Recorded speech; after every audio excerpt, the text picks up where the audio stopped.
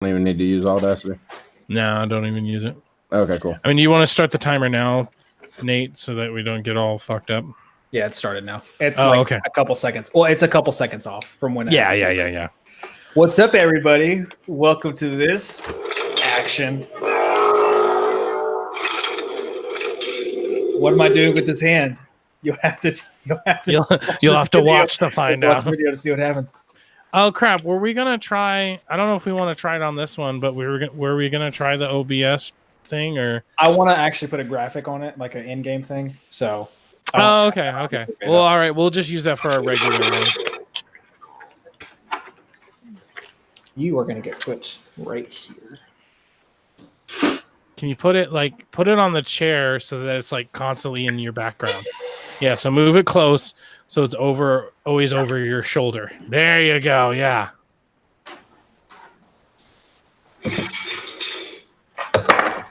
Guess I'll just have to watch later and wait and see.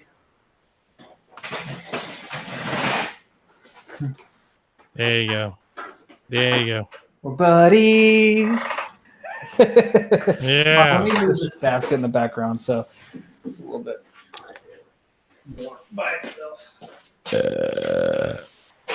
We got some Nathaniel skin. Mm-hmm. Oh, did you see my butt?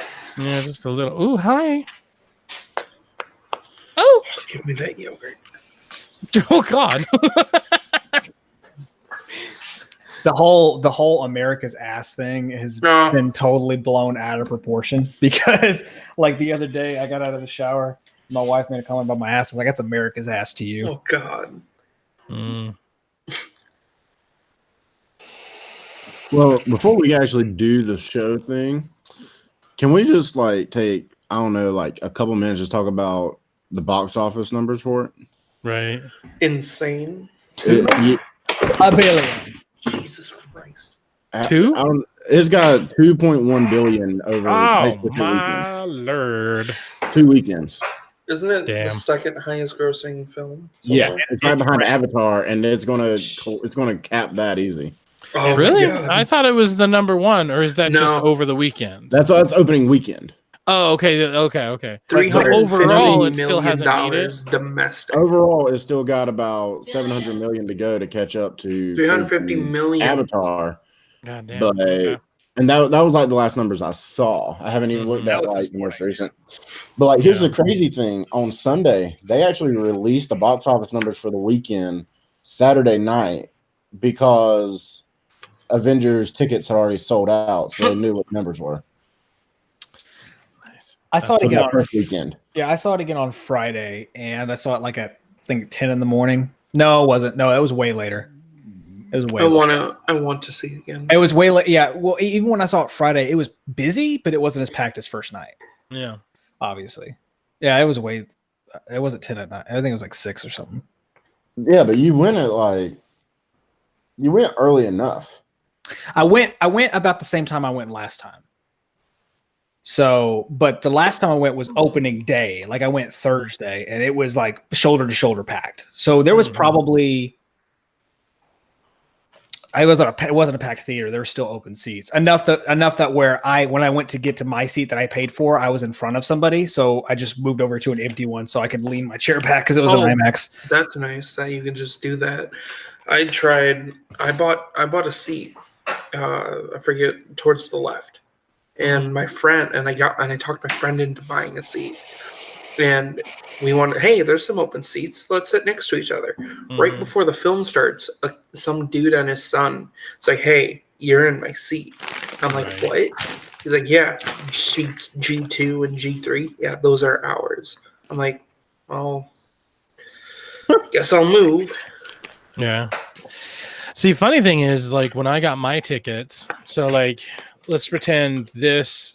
So the top of the screen is the screen, the movie theater screen. Right. So the top of the screen is the movie theater screen. I always choose the back row as much as I can. Since we had, did you go see it in IMAX? Did you go see it? No, hell no. I'm not. Okay, because the only time I would try to sit directly in the back is for IMAX. Yeah.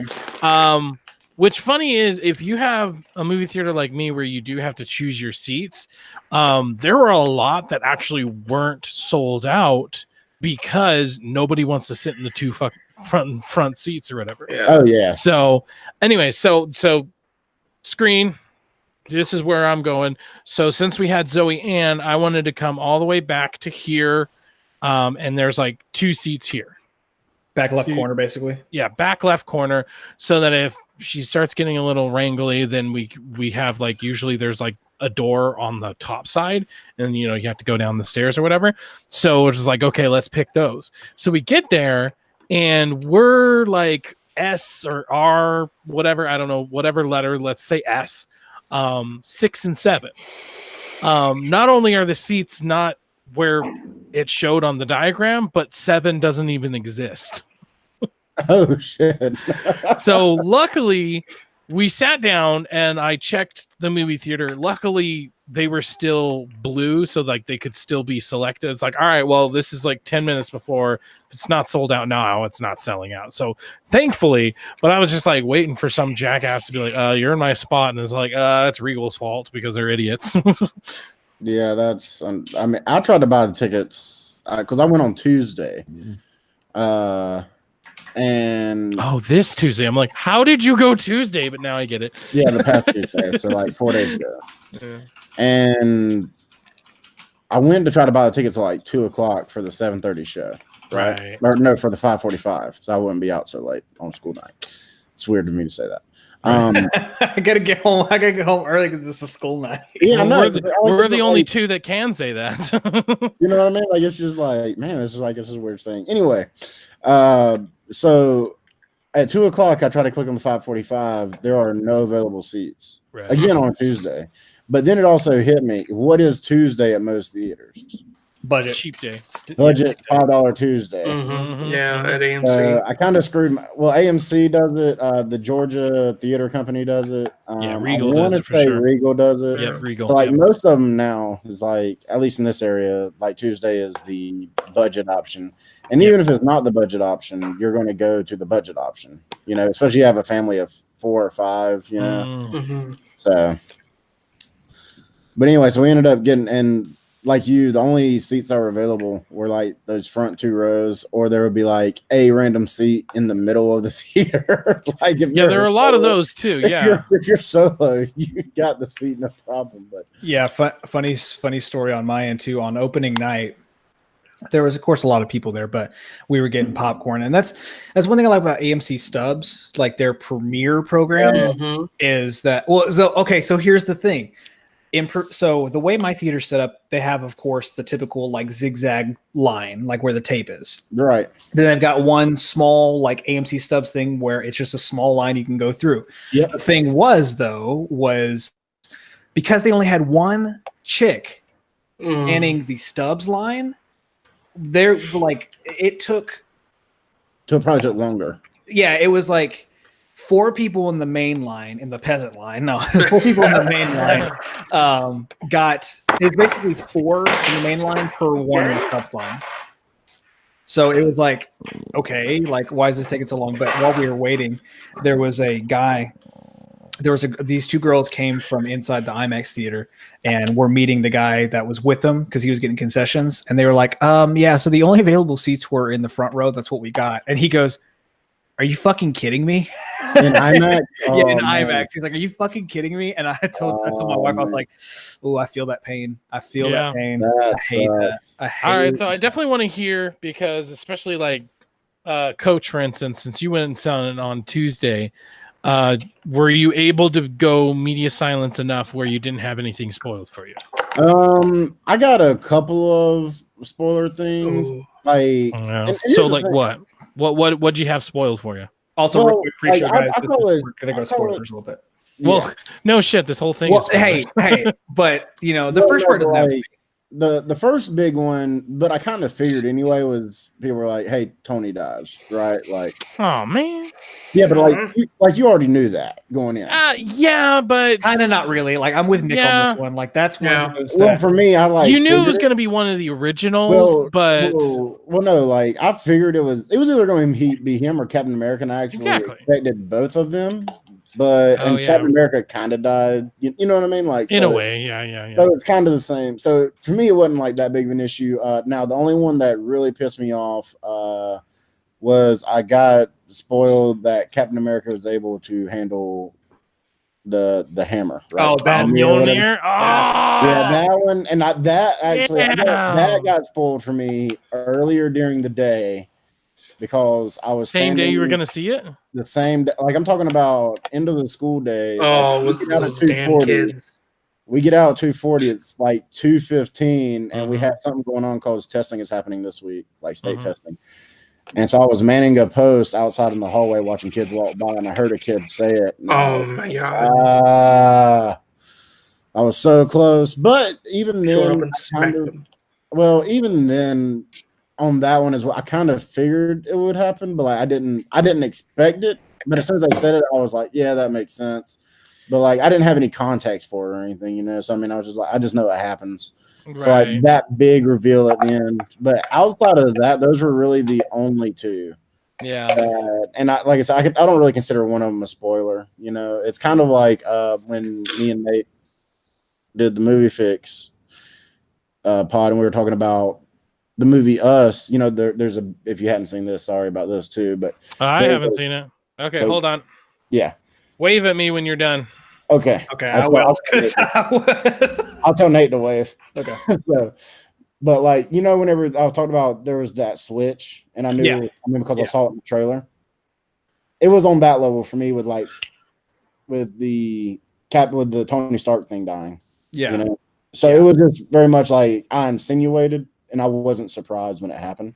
Yeah. You know, but. So it was very much on that same level whenever you realize, oh, it was really her the whole time or whatever. And it was like, well, yeah, we all already knew Tony Stark was dying. And I feel like I read it somewhere like way early on, like maybe sometime last year, that since it was Robert Downey Jr.'s last movie, Iron Man is dying or whatever. And so. Yeah. I'll wave it, Nick. Yeah. Well, one of the things that I had a feeling was going to happen in the movie was him wielding the gauntlet, or was him wielding the stones, just because that was theorized for like the whole Easter egg thing of him nursing his left hand in every movie. It was like, oh, Thanos uses his left hand with the gauntlet, so it's basically insinuating that him and Thanos are connected in some way, so that could lead to him wielding the gauntlet. So that they did the switcheroo with me on that one though, because in the first part I was like, oh, this is what he's going to do it, and he doesn't do it. So that. Right. But before, because we'll talk about it more in depth. The thing that I want to talk about very lightly, because neither of you guys have watched the last episode of Game of Thrones, but there's a conversation going on about spoilers in TV and spoilers in movie. I wanted to get your guys' opinion on it. Yeah. So basically, for TV, you get 2 days. But here's the thing, though, that the thing that was, I see where he's coming from, because I see the fact of TV is live. You know, and you're not having to go to the theater for it. But the thing that got me, that actually kind of pissed me off, is the big thing that happened in Game of Thrones. We've been waiting 8 seasons for the most part. It was like a giant thing.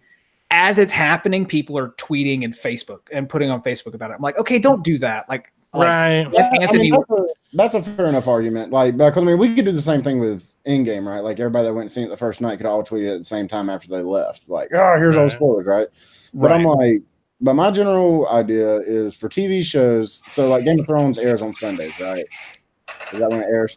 Okay, so if Game of Thrones airs on Sunday, you got to get that shit in by Wednesday, and not be upset about spoilers. Yeah, like that's just, you know. Now that's not to say people shouldn't be jerks and just spoil it, you know, right off the top every time. But at the same time. It's the Walking Dead principle too. Like that's what pissed me off about, because I was catching up on the Walking Dead. I think season 6 was going on, right? And this is good. Is everybody caught up on the Walking Dead? No. Well, I'm never going to watch it. So. Okay. Or finish. What was the big black guy's name? Tyrese. I don't know, I've never seen it. Tyrese. Yes. Tyrese. Yes. So, like, racist. This was just the part where we watched, like, I think 4 or 3 when you first meet Tyrese and you fall in love with him. I'm like, oh, I love this character.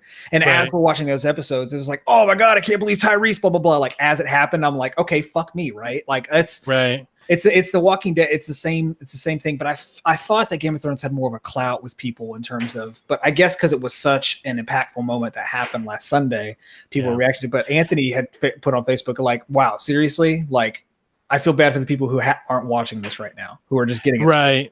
And see, the thing is, I feel like there is a difference because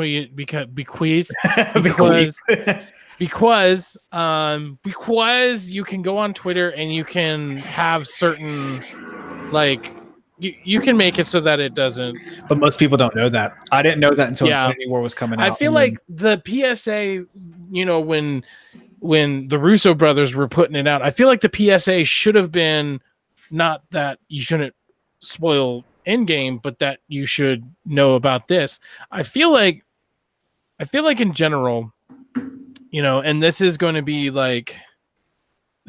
very controversial or whatever. So strap in. But I do feel like there is a certain amount of accountability. Whereas, like, if you don't want to know something, just don't go on social media. If you can't handle not being on social media for 24, 48 hours, go to a doctor, go to a psychiatrist. Because I was actually about to say, whenever you asked if I had actually avoided spoilers or whatever, like that was one of the things was like I didn't get on social media very much. Exactly. Me too. Exactly. Of course, I saw it on Friday, so I mean, it wasn't as hard for me, but still. Like even YouTube, and YouTube's really big for me because like I watch everything. Like I'm with you on the thumbnail thing. I will say that. Yeah. Now, you could spoil as much as you want, but the thumbnails, having a thumbnail that has Cap holding a mirror. Captain America saying that one too. Actually, now that you mention it, no, but Captain America, and then there's like a little speech bubble and it says "Hail Hydra." Out of context, that is like just a fucked up thing to do. Because out of context, that's going to make people go, "Oh my god, why would you give?" You know what I mean? And from what I saw, they at least waited a week. I'm not saying that's like okay. I think especially with Endgame, 2 weeks I think is probably the best amount of time. I just feel like to be safe, don't ever put spoilery things in your thumbnails. Yeah. And if you talk about like, I want to say Looper. It'll get clicks. I want to say Looper. Looper is probably one of Looper and Mojo, like the really generic like top 10s and bullshit or whatever. Those guys are always the worst. There sometimes they give spoiler warnings, but then sometimes they'll just go right into something. If the list straight up is the top 10 most fucked up things that happen on TV, they'll give a spoiler warning there. But then if they say something like the top 10 things we're looking forward to, they don't give a spoiler warning there. Because like let's say if they were looking forward to the next season of Walking Dead, and then they give away the last, what happens at the end of the last season, I'm like, motherfuckers. Right, but I kind of think the title kind of gives a spoiler. See, I'm in the same boat when it comes to this is totally different, but trailers, for example, Rise of Skywalker and Endgame, when those first were coming out, like when those trailers first dropped, like even in Marvel just said new Avengers trailer. Like they didn't post the title in the thing because they wanted to wait until the end. Star Wars did the same thing. They did episode 9 trailer. But immediately after that happened, you would have like IGNs or whatever. It's like, hey, Avengers Endgame trailer. And I know most people don't care about the title, but that's still considered a spoiler. Like if I didn't, like for Star Wars in particular, Rise of Skywalker. I wouldn't have wanted to see. Yeah, the Skywalker's dead. I wouldn't have wanted to see that out of context, like in the title. I would have wanted to like the way I did it at Celebration, just watch the trailer with everyone, and at the end saw that it was the Rise of Skywalker. Right. No, I mean that's all real things, But I'm definitely with you on the thumbnail thing. Like I think that's a little bit, but.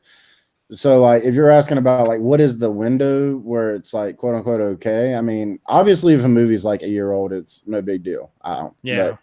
But I think you give everybody 2 weeks if it's a big movie in theaters. Now, maybe, like, something like Endgame, maybe you do give that extra week, maybe 2 weeks or whatever, try to let the maximum number of people see it. But I'm, like, 2 weeks for movies, you get 2 days after TV shows if you're, like, in that loop, Because TV shows to me are still an event it's kind of like sports. You know what I mean? Like nobody ever gets upset about sports spoilers. So true. I just think in general, as long as you don't like go out of your way to spoil something for somebody, then it's not really. But at the same time, like in general conversation, I feel like I don't know. And maybe like Facebook can come up with something or Twitter, but I feel like in general, like there should be some way to just be like, like, hey, this is a spoiler. There should be some kind of etiquette or whatever, because, especially in game, and we'll talk about this more when we start the actual show, but especially in game, this has been being built up for 10 plus years now. It's been built up and built up and built up, and having literally anything spoiled for you. Like, I'll be honest. There was a TV spot, so we're talking 10 seconds long, 15 seconds long, but there was this TV spot, and it was basically like, oh, hey, he used the stones again. Maybe we can use the stones to bring everybody back. That to me was a huge spoiler. Now, obviously, you can say that, well, Spider-Man has a sequel coming, Black Panther has a sequel. So, like, the general internet knew that a lot of the heroes were probably going to come back. We all knew that. But for them to spoil it in their own trailer was kind of just like, well, I knew that, but I don't want you to spell it out for me. Yeah, no, I'm with you. So, all right, you want to get this shit started? Let's get the show on the road. Let's get this shit started. Get it started. In here. And the bass keeps running. Not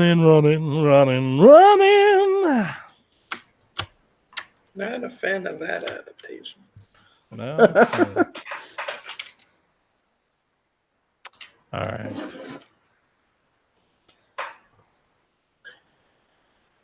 So how do we want to intro this? Do we just want to be like, hey, welcome to a special bonus episode or something? We'll do a special TX3. Start with the Avengers. Well, I was actually going to ask you about that. Like, is this going under just regular TX3? Is this a movie fix special? Like, are we just classifying it as Nerd of the Third to make up for the month you're not getting? Like, I mean, like, I don't care either way. I just didn't know what. I don't know. Curiosity kills the cat, I guess.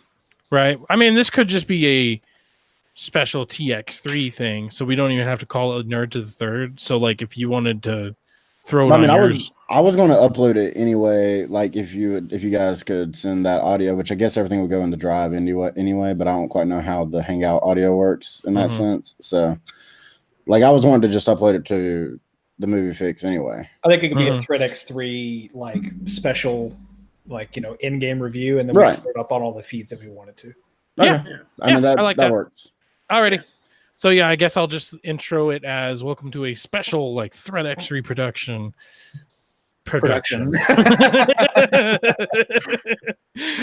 All right.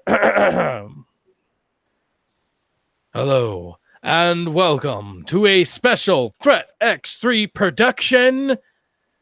production. I am one of your hosts, Nick. Here with me today is Nate. Go by seniority. Coach. Well, T-Foles was here before me. So was he really? Yeah. Oh, I am so sorry. I'm so sorry. Let's try that again. All right, so we're saying our own names. Okay. All right. We got this now. I am one of your hosts, Nick. Here with me today is Nate. T-Foles. Coach. And we are doing a special episode of spoiling in-game. So right now, this is your only spoiler warning because we're pretty much going to go right into it, which, I mean, just by the title, if you clicked on this, hopefully, we don't really have to do that, but for, legal reasons, because legally you cannot spoil it for anybody. That is a legal fact, and you can be taken to jail, to Twitter jail for spoiling. Yes, like you should. All right. So real quick, I just thought let's go around the table and let's talk to people And give me your synopsis of what you thought of the movie. So without getting into too many specifics, what was your thoughts of it? Let's start with Coach. Avengers lost in the previous movie.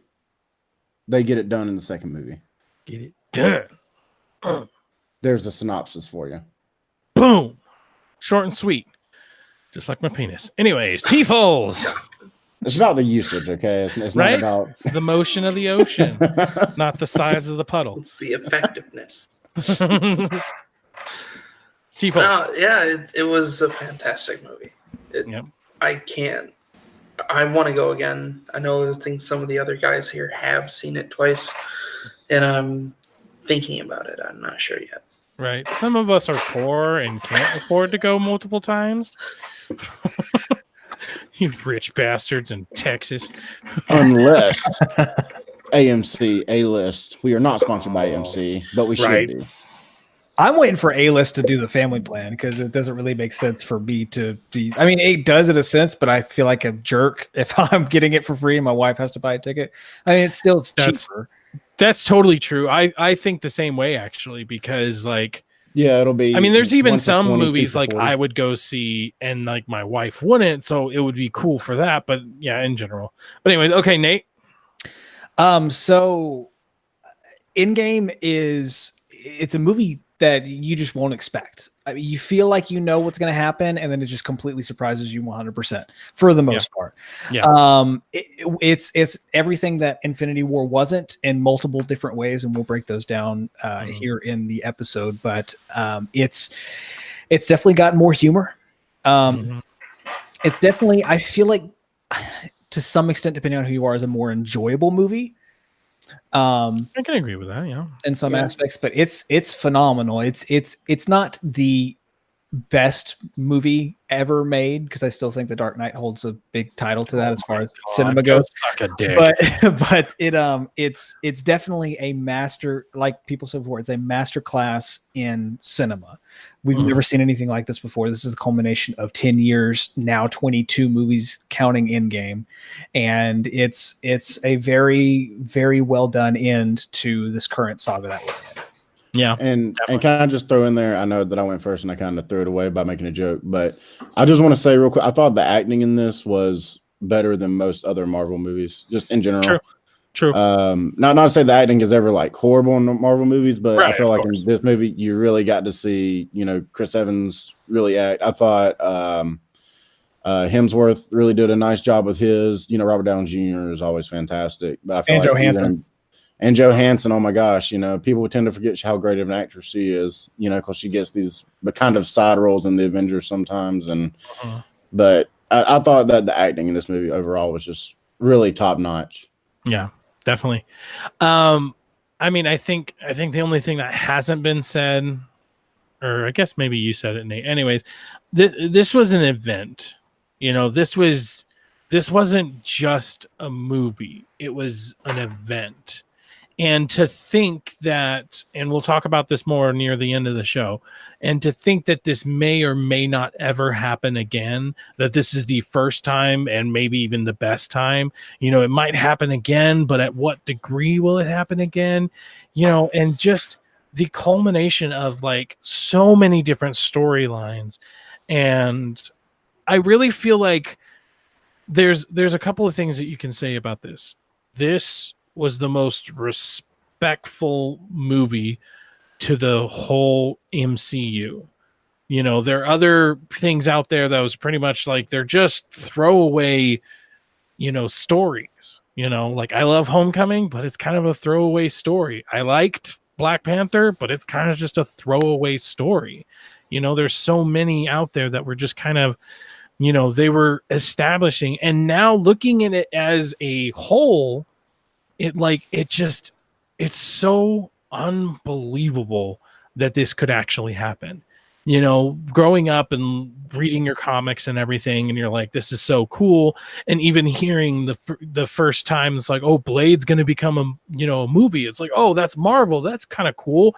Man, now how cool would it be to have like a Marvel Cinematic Universe or whatever? Nah, that'll never happen. And like, you can never like fathom that a company could actually pull their shit together and like pull something like this together, you know? And it's so like to this day, like I'm still like, there's so many things I'm thinking about. There's like, this is a movie that sticks with you.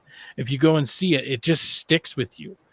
Whether it be the positives, the negatives, whatever it is, it just like you can't not think about it for days afterwards. And I feel like that's just like that is the biggest accomplishment out there. You know, it's like I'm gonna give Nate a hard time because he's like, oh, The Dark Knight, whatever. It's like The Dark Knight was good.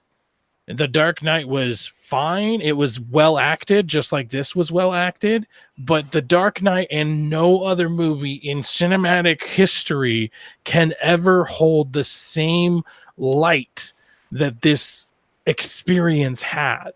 Even the first time we got to go back to a far, far away galaxy and we got to see that for the first time, that was an event. And then we saw Han Solo for the first time and Chewie, and people cheered. And then they saw R2-D2 and they cheered. It's like being in that atmosphere was just so intoxicating because it's like I'm here with my people, and just like every time they'd see an old character or every time they'd see something, they'd go freaking nuts or whatever.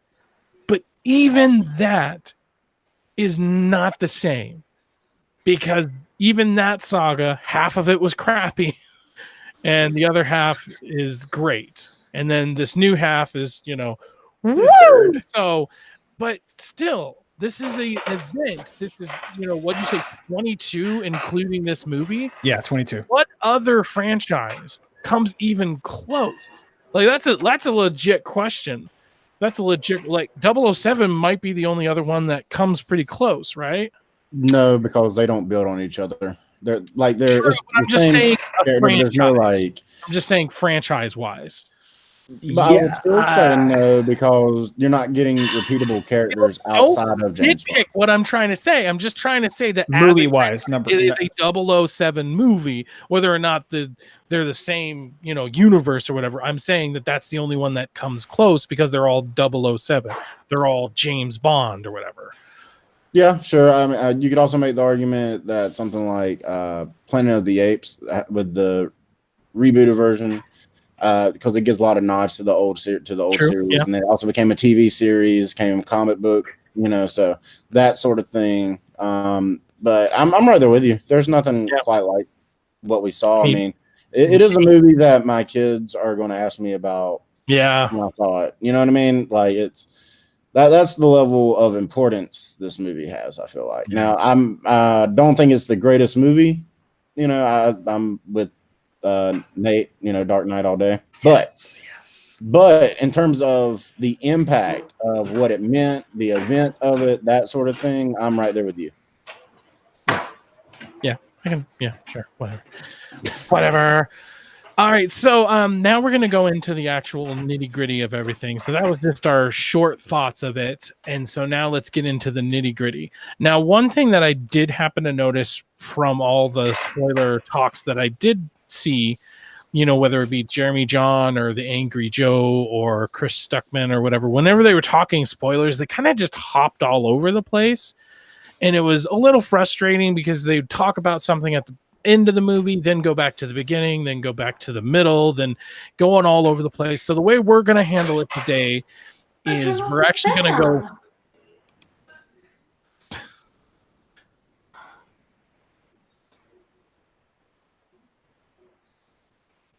Did somebody get interrupted? I think he muted himself. Oh, okay. Oh boy. Okay. Oh boy. I had a small heart attack. Chloe, my fiance, she hit a thing for the fan, and then my monitor just shut off.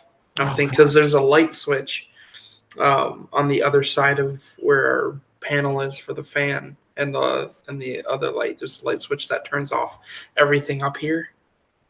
Just shuts it down, and I thought she hit that. I'm sorry. Everything good now? Okay. Yeah, it's fine. It's fine. Okay. Sorry about that. No, it's okay. It's okay. Oh boy. Everything just went cut out. All right. All right, so the way we're going to handle it is we're going to try to go chronologically.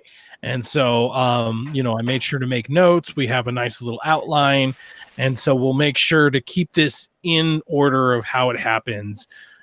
Whether or not we talk about something is another case. We might not talk about literally every single scene, single little like Easter egg or whatever, but we are going to try to keep it at least in order, because I feel like when you're jumping around, that just makes it confusing, because then like your brain is like trying to like rewind the movie and get back to that part so you can actually like visualize it. So I just felt like this was the better way to do it. Agreed? Agreed. Agreed. Okay. So like probably one of the like most interesting decisions, I guess, was for them to open up on Hawkeye and his family. Like, I think it was. Sorry. Go ahead. Yeah. I think it was great because it immediately answers the question that everyone had in Infinity War, where it was right. And so I like when they do these cold opens. The only other one I can think of that they did this for was Black Panther, before you actually see the Marvel Studios theme pop up. Whenever it was like in the 90s in Oakland.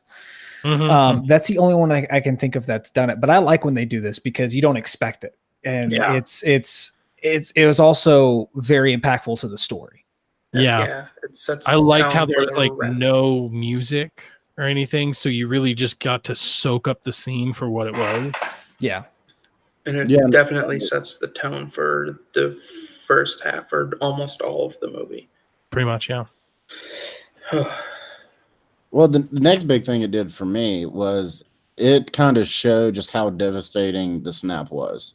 Yeah. You know what I mean? And now, granted, this is somebody that we cared about, but I mean, you start thinking about, millions and millions of people and that sort of thing. It just really showed just how impactful everything was, to where you're like, man, that really sucks, Yeah. And for Hawkeye and like the millions of people that got dusted, I guess, nobody had a clue what was going on. Right.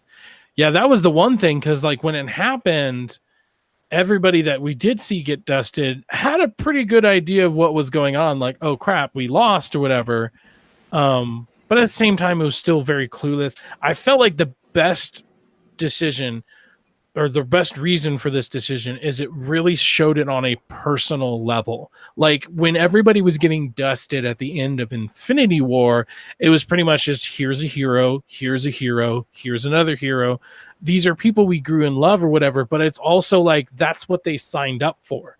They signed up for, putting their lives on the line, and just like a cop would or a firefighter would, they signed up for this. So it sucks, but hey, it happens. Whereas putting this in such a personal, this is a family, this is quite literally a mom and kids and a daughter. And I'm obviously, for me, having a daughter myself, like imagining putting myself into that, it was like the beginning of Up again, where it's just like, oh, I'm just gonna start off crying. I mean, let's just get right into it, Pixar. There's something I also really enjoyed, is there's a very meta moment in this that I don't think they intended. But Hawkeye very much asked the question that a lot of people were asking during the scene of, who the hell puts mayo on a hot dog? when that happened, I had that thought, and then when I left the theater and started reading some stuff, everyone was like, what sadist puts mayo on a hot dog? And then seeing it again when he says the line, who puts mayo on a hot dog? I was like, okay, I enjoyed that. You understand that people were going to ask that same question. And spoilers, I do. Not only mayo, I do mayo, ketchup, and mustard. So it's okay, like the concoction I can. Yeah, okay. It's like a fry sauce. Just regular mayo, like by itself. Come on now. I mean, if that was the implication, then yeah, I wouldn't do mayo by itself. But yeah, I do mayo, put it on the bun itself, and then mustard on one side, ketchup on the other side of the dog. Okay. Take it down. I will allow it. So, what kind of monster? This kind of monster. Yeah, and I thought that was also a really good showing that, like,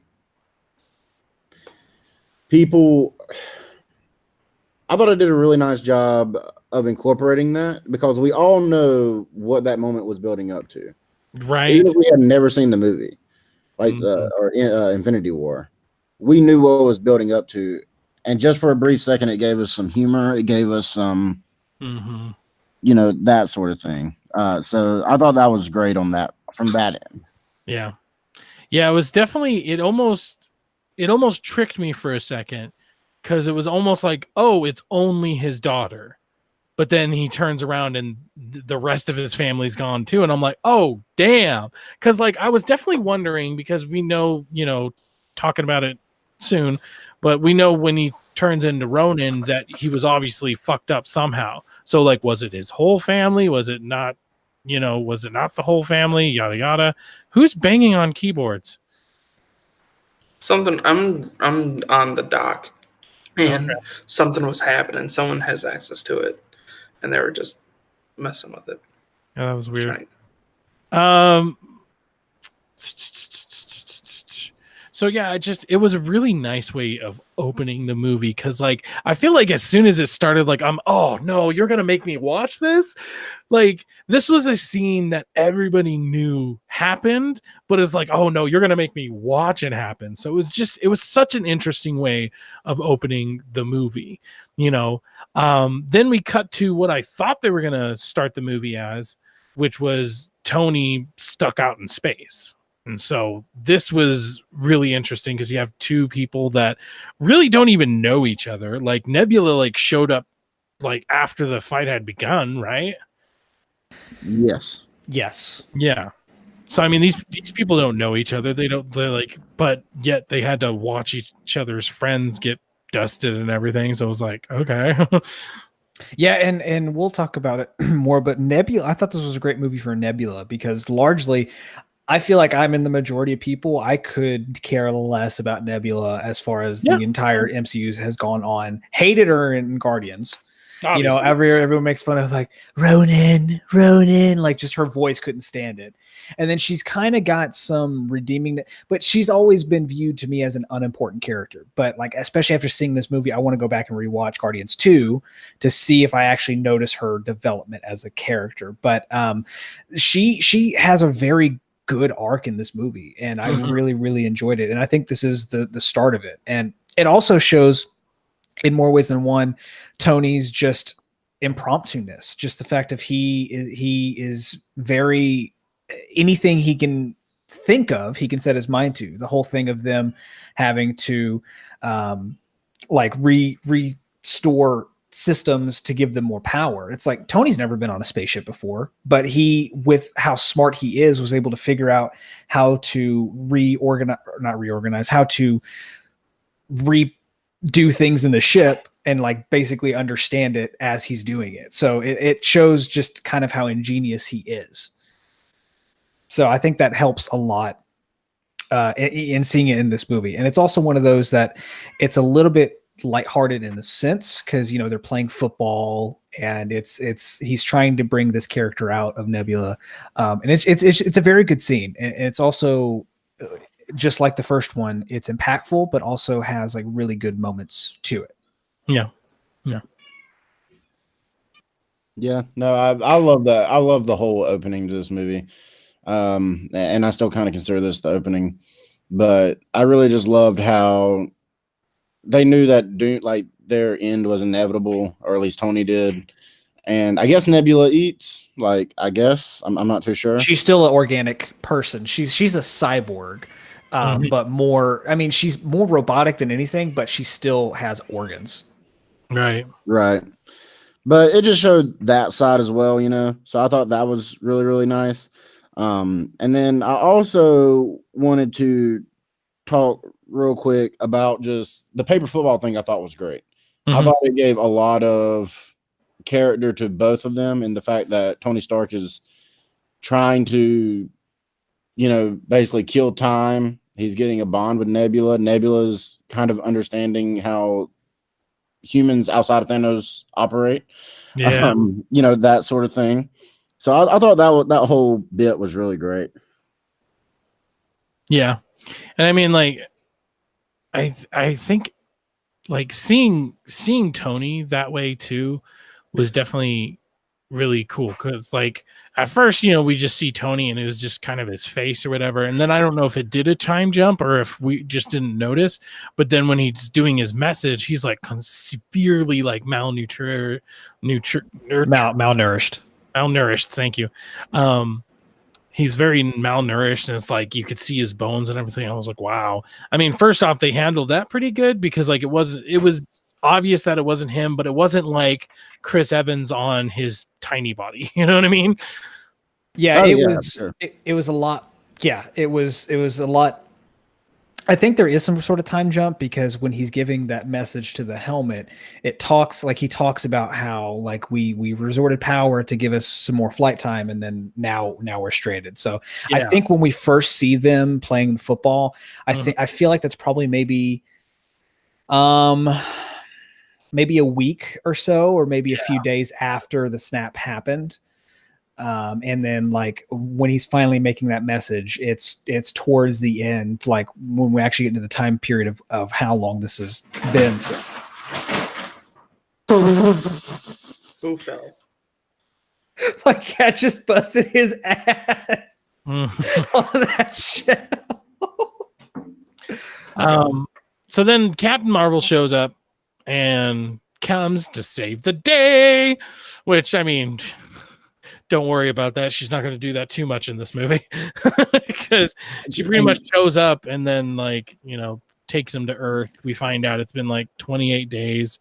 You know, I felt like it was a nice moment to see like Tony and Steve kind of interact, because they didn't even technically interact in Infinity War. You know, like he was even apprehensive about calling him. So then just seeing like a familiar face, because obviously, like we established, you know, Nebula, he doesn't know who that is, but seeing like a familiar face and be like, oh my God, you're still here. And then right after that, him seeing Potts or whatever, I was just like, oh. Something important about this scene, which a lot of people had an issue with Captain Marvel. Oh, she just showed up. One of the things that I, among a lot of other people, were thinking is, well, what happened to that scene at the end of Captain Marvel? So, Nick, you didn't see Captain Marvel, right? Okay, hold on. That cat. I know. I'm trying to get him. What? I haven't had either. Hold on, let me let them back out, because I know they're gonna bother.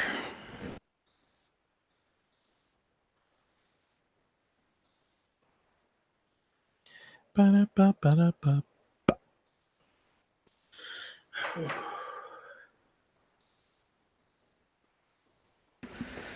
I, among other people, were thinking the same thing. You didn't see Captain Marvel, right? I did not know. Do you know the end credit scene of Captain Marvel? I know enough about it. Yeah, so basically in the end credit scene of Captain Marvel, it shows the Avengers at Avengers Tower, or not Avengers Tower, at their base with the pager. And they're trying to see where it's coming from. They're like, send the signal again, and then it dies. And then they turn around and Captain Marvel's there, and she asks where Fury is. A lot of people are like, well, wait, did that scene just not happen at all? Apparently that scene happened off screen. So that scene happened. We just don't see it in terms of Endgame. So from my piecing together of it is that scene happens.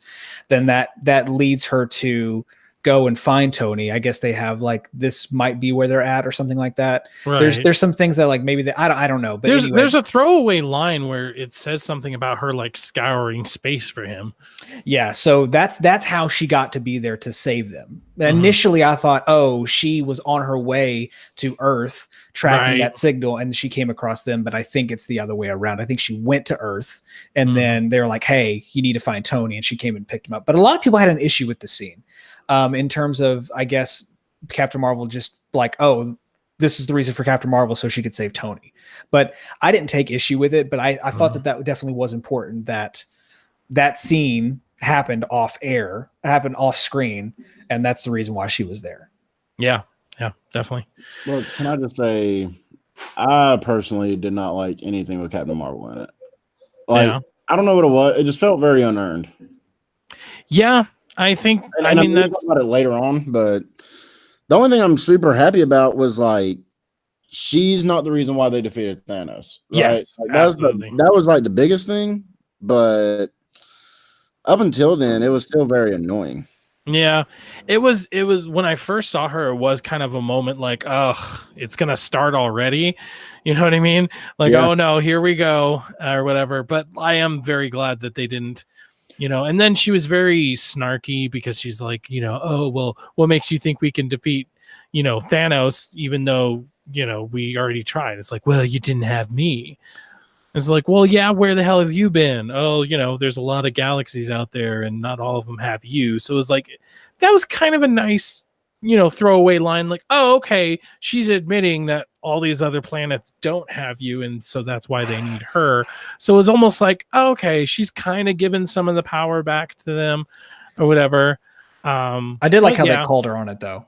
Like, yes, whenever she's like, I'm going to go kill Thanos, they're like, whoa, hold on. We do things as a team here. Right, exactly. I like how they called her on it. Yes, I'm so glad that they did that because, like, that goes back to what I was saying before about respect. Like, they're just respecting the timeline. And that was one thing I feel like a lot of people, even when Captain Marvel first came out, that was one thing that a lot of people were worried about, is that Captain Marvel's just the, unlock key to defeating Thanos. So I'm really glad that they decided to do that. So they find out that, the stones have been used again, and then we go like right back into space or whatever. And this was definitely a moment where, like, whoa, wow, we're already here. Like, this threw me for a loop personally, because it's just like, I didn't expect us to go back to space this quickly, or for them to find Thanos that quickly. Yeah, no, this was one of those turning points in the movie. I was like, so the movie is listed at 3 hours. Is it actually only 15 minutes and they just fooled us all? I mean, this is definitely a calling in terms of, this is not what you're expecting. Like, right. When we talked about, I think, on a Nerd to the Third, where we theorized what we thought the movie was going to be, and this wasn't in it. Like, we had a feeling like this is going to be the beginning. They're going to talk about the time heist stuff like in the middle of the movie, and then they're going to have an action scene at the end. Like, that's what we theorized. But this part I wasn't expecting. And honestly, this scene kind of felt like it could have been either a Marvel one-shot or the end of Infinity War. But that's how the scene felt. No. I do feel like them ending Infinity War the way they did was perfect. And I feel like I agree. But I feel like maybe this should have been what was before the Marvel logo. Like, maybe this should have been the cold open, because so obviously they get there, they subdue him, they cut off his fucking arm. I'm like, whoa, god damn, why didn't you try that before? But okay. and then he basically talks about how, well, I used the stones to destroy the stones, which at that point Thor just cuts his head off. And when that happened, I was just like, my jaw just dropped to the floor. I'm like, oh, it happened. Okay. And I had that moment, kind of like Coach was starting to hint at, where, like, wait a second, isn't this supposed to be 3 fucking hours long? Yeah. No, and like, I will say, I think that this movie kind of pushed the boundaries of the violence that was in the movie, of all these movies. Like, oh yeah, like, almost like, man, if this was rated R, this would be awesome. Right? Yeah. Like, it was already awesome, but I definitely feel like they kind of pushed what they could do violence-wise to get the PG-13 rating. Yeah, but it's because they're aliens, and that was something I liked later on in the movie as well. Is there's always been a commentary of, this is Disney, this is Marvel. They can't actually kill people. We'll see them maim like humans, like especially in Civil War, like that whole fight scene where Cap knocks a guy. Is like, you literally just killed that man. Like, you just gave him a brain injury right there. But they really like buckled down on this. I think it's because it's aliens. But I enjoyed that commentary on the movie as a whole. There's also that great line where, and as the viewer, when Rocket says in that voice of, what did you do? Like, it's like, Thor, did you just cost us everything? And then he answers it with, I went for the head. Yeah. It's like, so You're good. about 28 days too late there, buddy. Yeah. But I also felt like for him, it was just a moment that, like, he needed to do. It's an earned moment. And like, you could feel it. Like, it was felt. And it was very much like, Thor is a very, like, just straightforward kind of guy. Like, when he says, we got to go to Niferadelia or something like that, someone's like, that's a made-up word. He's like, all words are made up. And I'm like, yes, they are. So for him to be like, he's very matter of fact. So Thanos told him, I used the stones to destroy the stones. Nebula's like, hey, my father's one thing, but he's not a liar. He took it at face value, like, yeah, I mean, look at him. His entire arm that the gauntlet was on almost looked like, like shriveled. He had his like right arm, for instance, and it was like masculine and it's very much whatever. a Quagmire arm. Yeah. Yeah, right. And then it was like going up like his, I think it was even like half his face. It was like half right? that whole side of his body looked so like I mean, you turkey. could tell something happened, and before it was just the gauntlet when he did the snap. So like I feel like, yeah, he took it at face value and it's like, you know what, like he still needs to pay for what he's done. And he just did it, He's like, well, we have no more use for you. If you destroyed the stones, we don't need you anymore, and so that's kind of the decision he made on the moment. But it was like everybody else was still trying to decide whether or not he was lying. Yeah. No, and I did not really fault, because I mean, there's really only one of two things here. Either Thanos actually destroyed the stones, you kill Thanos anyway, or he didn't destroy the stones. You got to kill him anyway, right? Mm-hmm. Like, because you can find the stones. So he's dead no matter what. Yeah, no matter what, he's dead. So I didn't really care too much about that, but it was definitely the suddenness of it. Yes. Much like you, where I was like, okay, here we go. Yeah. It was like, obviously, after Infinity War, we knew that he was going to die. We knew that something was going to happen and he was going to die. But for it to happen so quickly, it was just like, within the first 20 minutes of the movie. And then it's like it cuts to black, and then it's like 5 years later. I'm like, 5 years late? What the hell is going on?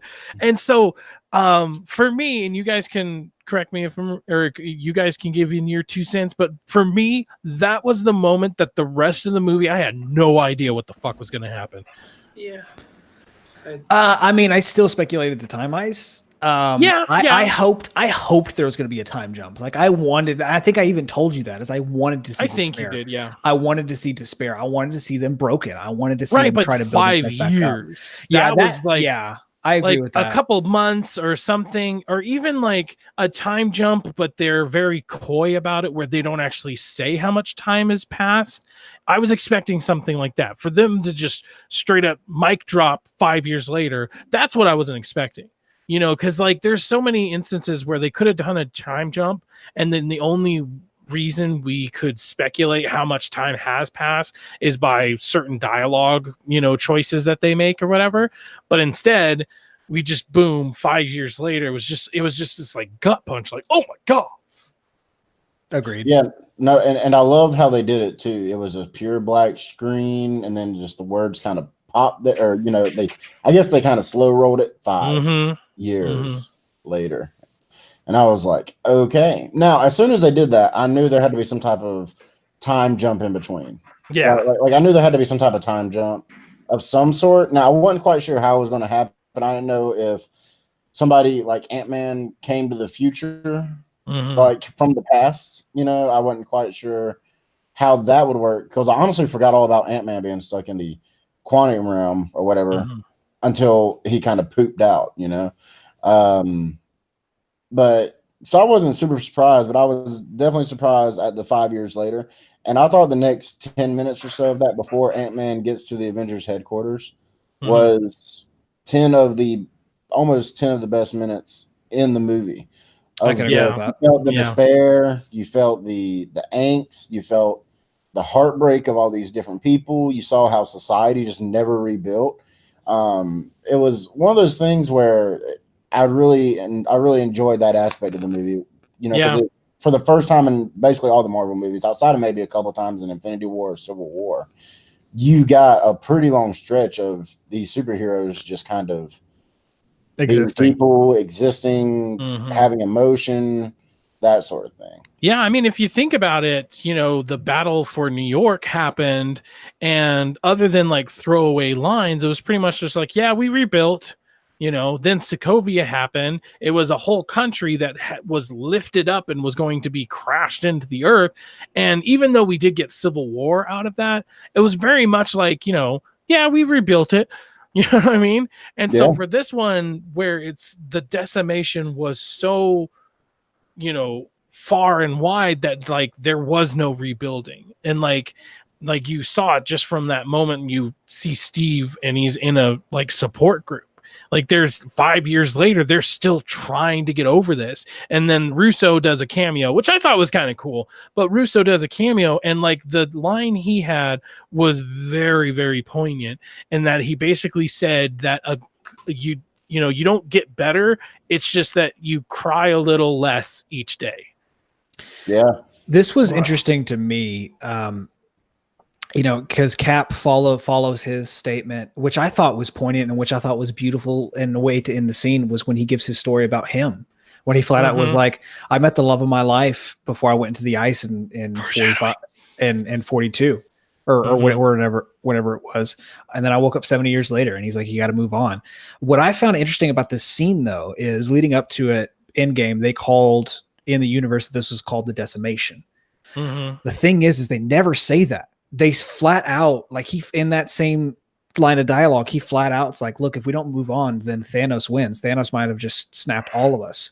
Yeah, he might as well have killed us all. Yeah. But that's what I thought was interesting, was they don't refer to it as a decimation. They refer to it like there's just Thanos directly. Like these humans are know that Thanos was the one who did this. I thought that was a very interesting choice, because when they said it was the decimation, I thought it was going to be like, oh, most people who don't know what's going on, they just know like everyone was decimated. But the fact that they're in a support group, which, Steve is the only hero there. He's Captain America. Everyone else is just a normal civilian. He just flat out like Thanos. Like that's common knowledge that Thanos is the person who did this. That was fascinating to me. Yeah, definitely. I mean, because like in other movies, maybe there was a government cover up or whatever, but like this was big enough where there was no government cover-up, and also kind of showing what was left of the government, where like Black Widow was kind of the leader of S.H.I.E.L.D. And because one thing I thought was weird, because you didn't see it in any of the trailers, obviously, but it's like, it's like, isn't this technically a post-apocalyptic world? Wouldn't there be bad people? And so they answer that almost immediately with her scene, because, she's talking to everybody and they're taking care of some of the people that are basically raising hell rather than pulling together, obviously. And I thought that was kind of a cool scene or whatever. The only thing that really bugged me is she still had blonde hair, and it's like, if you didn't literally just tell me that this was 5 years later, it's like, okay, she's never had a haircut. And even if the blonde hair at the end of her tips wasn't as long as the blonde hair that she had in Infinity War, so it's like, I don't know. It's like, why are you showing me this? This is what bugged me, and this shouldn't bug me in the slightest. But when my wife went to cosmetology school and was a hairstylist for many years, I leaned over and I asked her. I was like, "Hey, is that normal?" Because basically, what they're insinuating is that bright red hair that she has is her natural hair color. Right. But she decided she wanted to dye it blonde in Infinity War. But here's the thing, and I know this is a movie, but whatever. I was like, wait. I leaned over. I was like, so are they saying that that's her natural hair color? And that's the reason why her hair is like that, is if that's the case, her color is coming back over her hair, but that's not how that works. And so that was one like movie breaking thing for me. I was like, okay. And my wife was like, yeah, she was like, I really didn't care for her hair in this movie at all. Like I was just like, okay, whatever. That's like the most minute thing. But after seeing it again, Scarlett Johansson throughout this whole movie, she easily her best performance in this entire universe. Was great. There's parts in the film where I was just like, but seeing it a second time, I really respected and enjoyed her performance a lot more. No, that's what I was saying in the beginning, was I thought the acting overall in this was probably the best in the whole series, and specifically from Scarlett Johansson. I thought Jeremy Renner did a great job. And then I really thought Chris Evans really did a fantastic job all the way through. So I was really big into the acting in this movie for sure.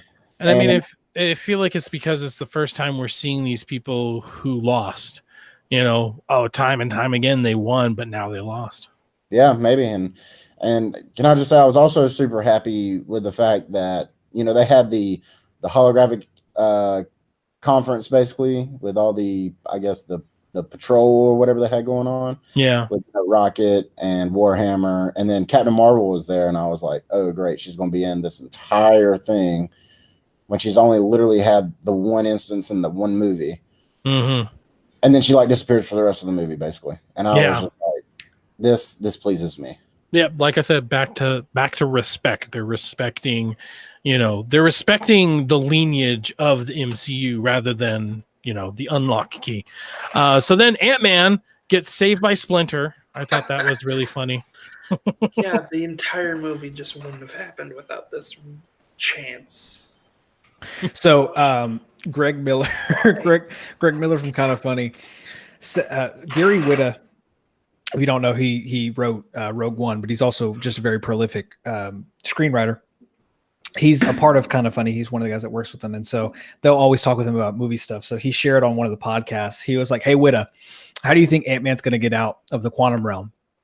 And Greg gave this idea that was very close to what we saw, and then Gary was like, "No." He goes, "All right, Hollywood, how would you do it? How would you write it?" And he was like, "Well, he's probably going to get found by a bunch of kids, and they're going to like let him out, and that's how it's going to happen." And then he said after Endgame came out, he texted him. He was like, "You know nothing," and it was one of those like, "Oh yeah, how's he going to get out? Let's just have a rat walk across the control." Yeah. That's it. And I think that was good. I think it probably would have been too much on the nose if something forcibly like let him out, because it's one of those that as the viewer, if you're paying attention, you would be like, oh, as a plot point, someone needs to find him. Whereas it was just a happenstance thing. It leads it up into the air as far as like T-Foles was saying, if he hadn't walked across that, this whole movie probably wouldn't have happened. Yeah. And it also sort of explains why we jumped 5 years into the future. We jumped 5 years into the future because, nobody thought to push a button, Yeah, exactly. But I also thought this was interesting in the sense that seeing Ant-Man come back and he has no idea what happened, kind of like in that first scene. That was intense. Right? Kind of like in that first scene where Hawkeye didn't really understand what was going on. But here he is. Not only is he coming back and he has to learn that it's 5 years in the future, but he's coming back to a world that is absolutely decimated. And that one part with the memorial, and he's like frantically looking for his daughter. That was so powerful. That was heartbreaking.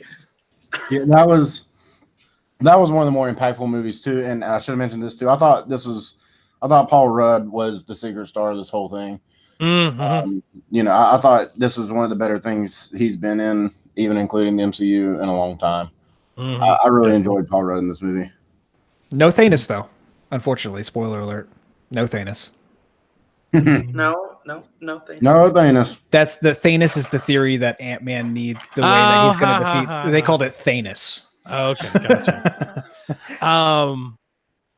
Yeah. So we get Ant-Man back. He gets back to the people, and so he kind of.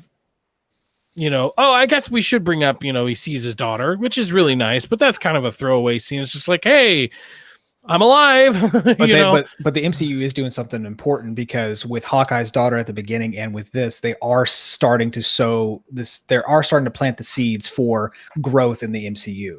Yeah, a lot of people think, absolutely. And the one line where he goes, "You got so big," that's obviously a line to her being stature in the comics. Mm-hmm. And they did a really good job ending this saga, but also like saying, "Hey, don't get ahead of yourself. Don't get ahead of yourself." Oh no, I'm just saying that like early in this movie, they do a fantastic job of doing that. It's not just something they're building to at the very end. Like it's this movie over and over again. It's just. Mwah. So this is where we find out about time travel, because basically what he says is that for me it was only like 5 hours or something. Yeah. So he's like, me, it was only 5 hours. I was only in there 5 hours. So this is where they this part of the movie, I was worried about. I think even if you go back to Nerd of the Third, I was worried that most of the movie was going to be like, hey, let's get the band back together or whatever. And I was like, I'm not looking forward to that. I want action. I want, because Infinity War was pretty much just like boom, boom, boom, boom, action scene after action scene. There was a little bit of breather here, a little bit of breather there, but it was just nonstop action. So I was really worried that we were going to get like a Kill Bill 2 type of situation. Kill Bill 2 or Volume 2 is good, but like there is so much more expositional dumps in the second one than there was in the third or in the first one, which kind of seems backwards, at least in my personal view. So that's kind of one thing I was worried about. But I'll have to admit that this whole getting the band back together was actually one of my, you know, obviously other than the climax or whatever, this was like one of my favorite parts to see like all these characters 5 years from now. Yeah, seeing it again, that completely furthered the point. It's one of those that a lot of the scenes I forgot loosely.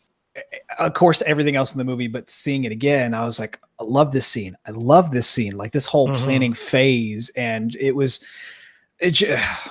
yeah, so good. Yeah, we get to see Tony. He's got a daughter now, which once again, anytime I can kind of insert myself into a story is really good, and it just helps, you know. So like inserting myself into like Tony's situation, it's like, oh, he has a daughter, so do I, you know. It was just interesting, and so like I could understand why he was like, you know, I would love to go back, but then what do I have right now, you know? And he, even though everybody else is still, you know, messed up from the decimation, he actually does seem like he's making it work. You know, so for him to basically go back is for him admitting that what he has now is not good enough. He's the happiest he's been in 10 years. True. Like out of everyone being crushed by this, he's one of the only people that have thrived. Yeah. Which brings us to like, well, the only other person smart enough to do this is, and then it cuts to Professor Hulk. And I was just like, what? Now I'm a big comic book fan, but I actually didn't know this was a thing. But basically, like, he merges Banner and Hulk together, and he becomes Professor Hulk or whatever. I didn't know about this, so when I first saw it on screen, I'm just like, what's going on? Yeah, I think was this one thing I had to explain to you? You were like, because at first I think you were like, I didn't really care for that, and then I was like, well, no, like this is a good thing. I don't think so. Oh, it might have been in my imagination. It was in your imagination because I liked that. Yes, but no, it was great. And this whole scene, like the thing with the photo, and so I'm sorry, it gets me every time. Calm down. The whole thing with the photo, and it's like, oh, that's great. And then when I think it did go on a little bit too long. The whole, come on, he wants to take a photo, but with him ending it, just take the goddamn phone. It was like, okay, I'm done with this conversation. Like, I don't want to do it anymore. But yeah, this whole scene, and Professor Hulk, probably Ant-Man, I think, is the star of the show, like Coach was saying. But Professor Hulk was one, if not my favorite part, character-wise, in the movie. Just because I feel like he didn't get a whole lot of love in Infinity War, you know, just because he couldn't. Right, he wasn't there. he wasn't there, you know, and if he was, he wasn't really useful. But this is probably my favorite version of Ruffalo in this series, is as Professor Hulk. I think he really, really shined performance-wise. Mm-hmm. Well, not only that, like you were talking about Stark, seemed like he had moved on. It seemed like Bruce Banner had his life going on too. Yeah, true. Yeah, he was finally at one with himself. Yeah, literally himself. He you know, merged these two personalities. He is, I guess, a bit of a celebrity at this point. Like he kind of lived his best life in the 5 years after, you know. So it was probably like the basically the first time we had seen this Mark Ruffalo's Hulk be happy with his life. Yeah. Other than in a gladiator stage. he was pretty darn happy there. Yeah. Well, yeah, but you know, Hulk was happy. That's true. Banner wasn't happy. That's true. Yeah. Good point. So then we do finally get to catch back up with Hawkeye / Ronin. This whole scene was awesome. I loved it. Like, it was like, now this was like the first action scene that we had in the movie for like what, 20 minutes or so? Yeah, 20-30 minutes maybe. Yep. So I mean, that was like the first thing, was like we had went so long without any real action scene. All of a sudden we had like this big one here, and it was quite awesome, like you say. So it wasn't just action; it was line heavy too. I mean, the line when he's like, Thanos got everybody else, you got me, or something along those lines. It was like, it was just like, yes. And then the line where he was like, I'll give you anything. He was like, what I want, you can't give me. It's like, oh man, that sword. Oh, that sword.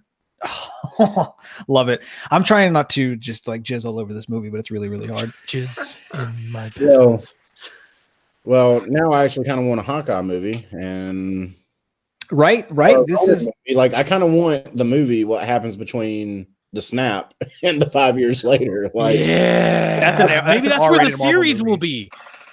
Like, I mean, make that a series. You know? What I mean? Maybe like, that'll be the series because they have that for the Disney Plus or whatever. Oh, okay. Well, maybe that is, but that's kind of what all I want right now. Yeah, definitely. I just like the setup that it has as far as like reestablishing Black Widow and his relationship, which is also like foreshadowing because I feel like, obviously the last time we really saw them interact was sort of it was at the end of Avengers 2, right? Yeah, I want to say it was Civil War and they were fighting each other. yeah, it was Civil War. Friendly though. Huh? Yeah, they were friendly. Yes. Okay, yeah. Yeah, the last time they were friendly to each other, it was like a couple movies ago. So to see that and kind of reestablish it or whatever. And then like probably the biggest shock, even more so than Professor Hulk, was Fat Thor. Oh, this whole scene, dude. I think Fat Thor was probably the most cringiest part about the whole movie to me. Like, it was really funny first, but after that, I didn't really care for the Fat Thor thing. Like, so I'm gonna look at this the way Nick is going to. I think me and Nick again are on the same page on this. I can see where you're coming from that, but I think Thor's role in this movie is the most important because as the viewer, this is the one person that is completely broken by the whole thing visually and just in his dialogue. I mean, he's just not the same person that he was. Yeah. Now, speaking of cringe, I want to ask everybody here, what was everyone's thoughts on the Fortnite thing? I mean, they still have internet connection and they still have people playing Fortnite 5 years after a decimation. I mean, Thor was having trouble with the cable guy. That's a good point. Yeah, let's talk about like bringing Korg and Meek back. Oh, this is what I love about the scene is it shows it starts to show how Thor's going to be throughout the entire movie, but they just that whole scene. He was like, Thor, he's back. Yeah, and then like he called me an a-hole. Yeah, and like he gets on the and actually I found out after the fact someone made an account for Noob Slayer 69 and in their bio said got my arms ripped off and shoved up my butt by Thor, but I'm still here. But that whole he's like yeah, thank you Thor, thanks. He's like let me know if he does it again. Okay. Like, yeah, sure thing. Here's a potential plot hole. I'm not usually one of those guys, but a potential plot hole is, we can guess that on the ship he knocked out half the people. We can guess that. However, in that same scene, he blows up the entire freaking ship. So were these guys just floating through space and they happen to just float down to Earth? Because even when we first see Thor after that in Infinity War, he goes up against the windshield. So he's just floating out in space. So how did all these people get here? I mean, I know it's such a little thing, but it's like, I don't know, like a throwaway line would have been really appreciated. This is one of those, again, Captain Marvel things where I'm pretty sure it happened off screen. So it could easily be that they were either escaped out, jettisoned out, or maybe before all that happened. What's Idris Elba's character's name again? Heimdall? Heimdall. Maybe Heimdall like got some of them to safety before they invaded the ship. Yeah, because there's a little bit of a window. That's up to Infinity War's fault. Then it's not Endgame's fault. It's Infinity War's fault because either way, that really made me feel like watching that scene. Like made me feel like okay, that's the entire Asgardian race that he just killed. Right. I had, and so then to see them back and here's new Asgard and oh, there's Valkyrie. No idea where the hell she was for the whole movie, but hey, here she is. Like, I just don't understand why they decided to do that. I was pleasantly surprised that this movie was a lot better paced than Infinity War. Yeah. Like, in my opinion, this was, even though Infinity War was more wall-to-wall action the entire movie, I felt like this one was paced just a lot better. And that goes with what you're saying. Now, I don't think they could have done that in Infinity War because they wanted it to be wall-to-wall action, which it was. But I see what you're saying. Like one line. There needs to be some explanation for it. Yeah. Yeah. Like Heimdall saying, like, well, I mean, I guess he does. If you want to read into it, before he sends Banner back to Earth, he's like, give me my strength one last time. So you could read into it and say maybe he did that before. Guess, yeah. I don't, but I see what you're saying. That is kind of a plot hole. Yeah. As far as just like any explanation would have been fine, because then you could make the argument that if they were teleported to Earth, like you're trying to say, then why weren't some of them helping out in the big battle at the end of Infinity War? Yeah. So, I mean, that's why it's, to me, a plot hole, because it's just like, here they are, ta-da! And it's like, that's what it feels like. It just feels like, ta-da, because what the fuck, man? But I mean, back to what we were saying about Thor, I do feel like this is the one character that is the most changed, because, like, Stark, still snarky, still know-it-all. I don't know, I'm sorry. He's still a know-it-all. He still has the same attitude that he had 5 years ago. Steve is still that, little pretty face that you just want to punch in the face. You know what I mean? And then Black Widow and even Ant-Man, he didn't change that much because, like, his daughter didn't even die. So, like, there was, other than, yes, his girlfriend was decimated or whatever, he didn't really change. So, like, Thor was the first character, well, technically Professor Hulk, but Thor was like the first character that we've seen that was really affected in such a way, like, and I feel like, on the one hand, did they have to make him fat? No, but kind of like what you were saying, that they showed it both internally and externally, that he was just broken. He basically just found a corner of the world to just drink himself to death, and I'm pretty sure if he wasn't like this Asgardian god, the amount that he does drink on average, he was, if anything, maybe he was trying to kill himself, but he's, metabolism, or you know what I mean? So they start off the scene very humorous in the whole Fortnite thing, and then that's what's great about the scene is they end it where Professor Hulk says Thanos, and you see him like he's putting up this front, and then that front just disappears. Yep. And PTSD. He gets PTSD really, really bad. And that's just, again, it characterizes him in a light that we haven't seen before. Now, the only thing I'll say as far as the fat Thor thing goes is this is actually a good thing for Hemsworth, because Hemsworth has said, like, them doing this makes it to where it's easier for him to renew his contract and return, because that was one of the biggest complaints he had was, sure, I love eating 90 pounds of chicken for 6 months. If they I don't think they have to always make him fat, but if they are already starting to be like, hey, he doesn't have to be this Greek god every time, it makes it easier for him as an actor to come back and to do things. I don't think they'll keep him fat. I kind of hope they don't, but that's what's great about Fat Thor is it's multifaceted in the character as well as in the actual real life implications for the movies. Yeah, definitely. So the band's back together and they're planning everything.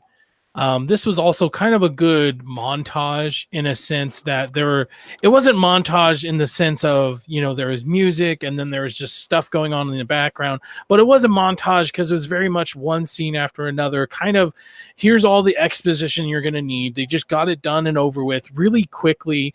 And they really, I mean, even though you have your nerds on the internet already tearing this a new one, they did a really good job of really explaining why they couldn't just go back to Thanos when he was a baby and kill him. That was a great scene too. Yeah, like, why can't we just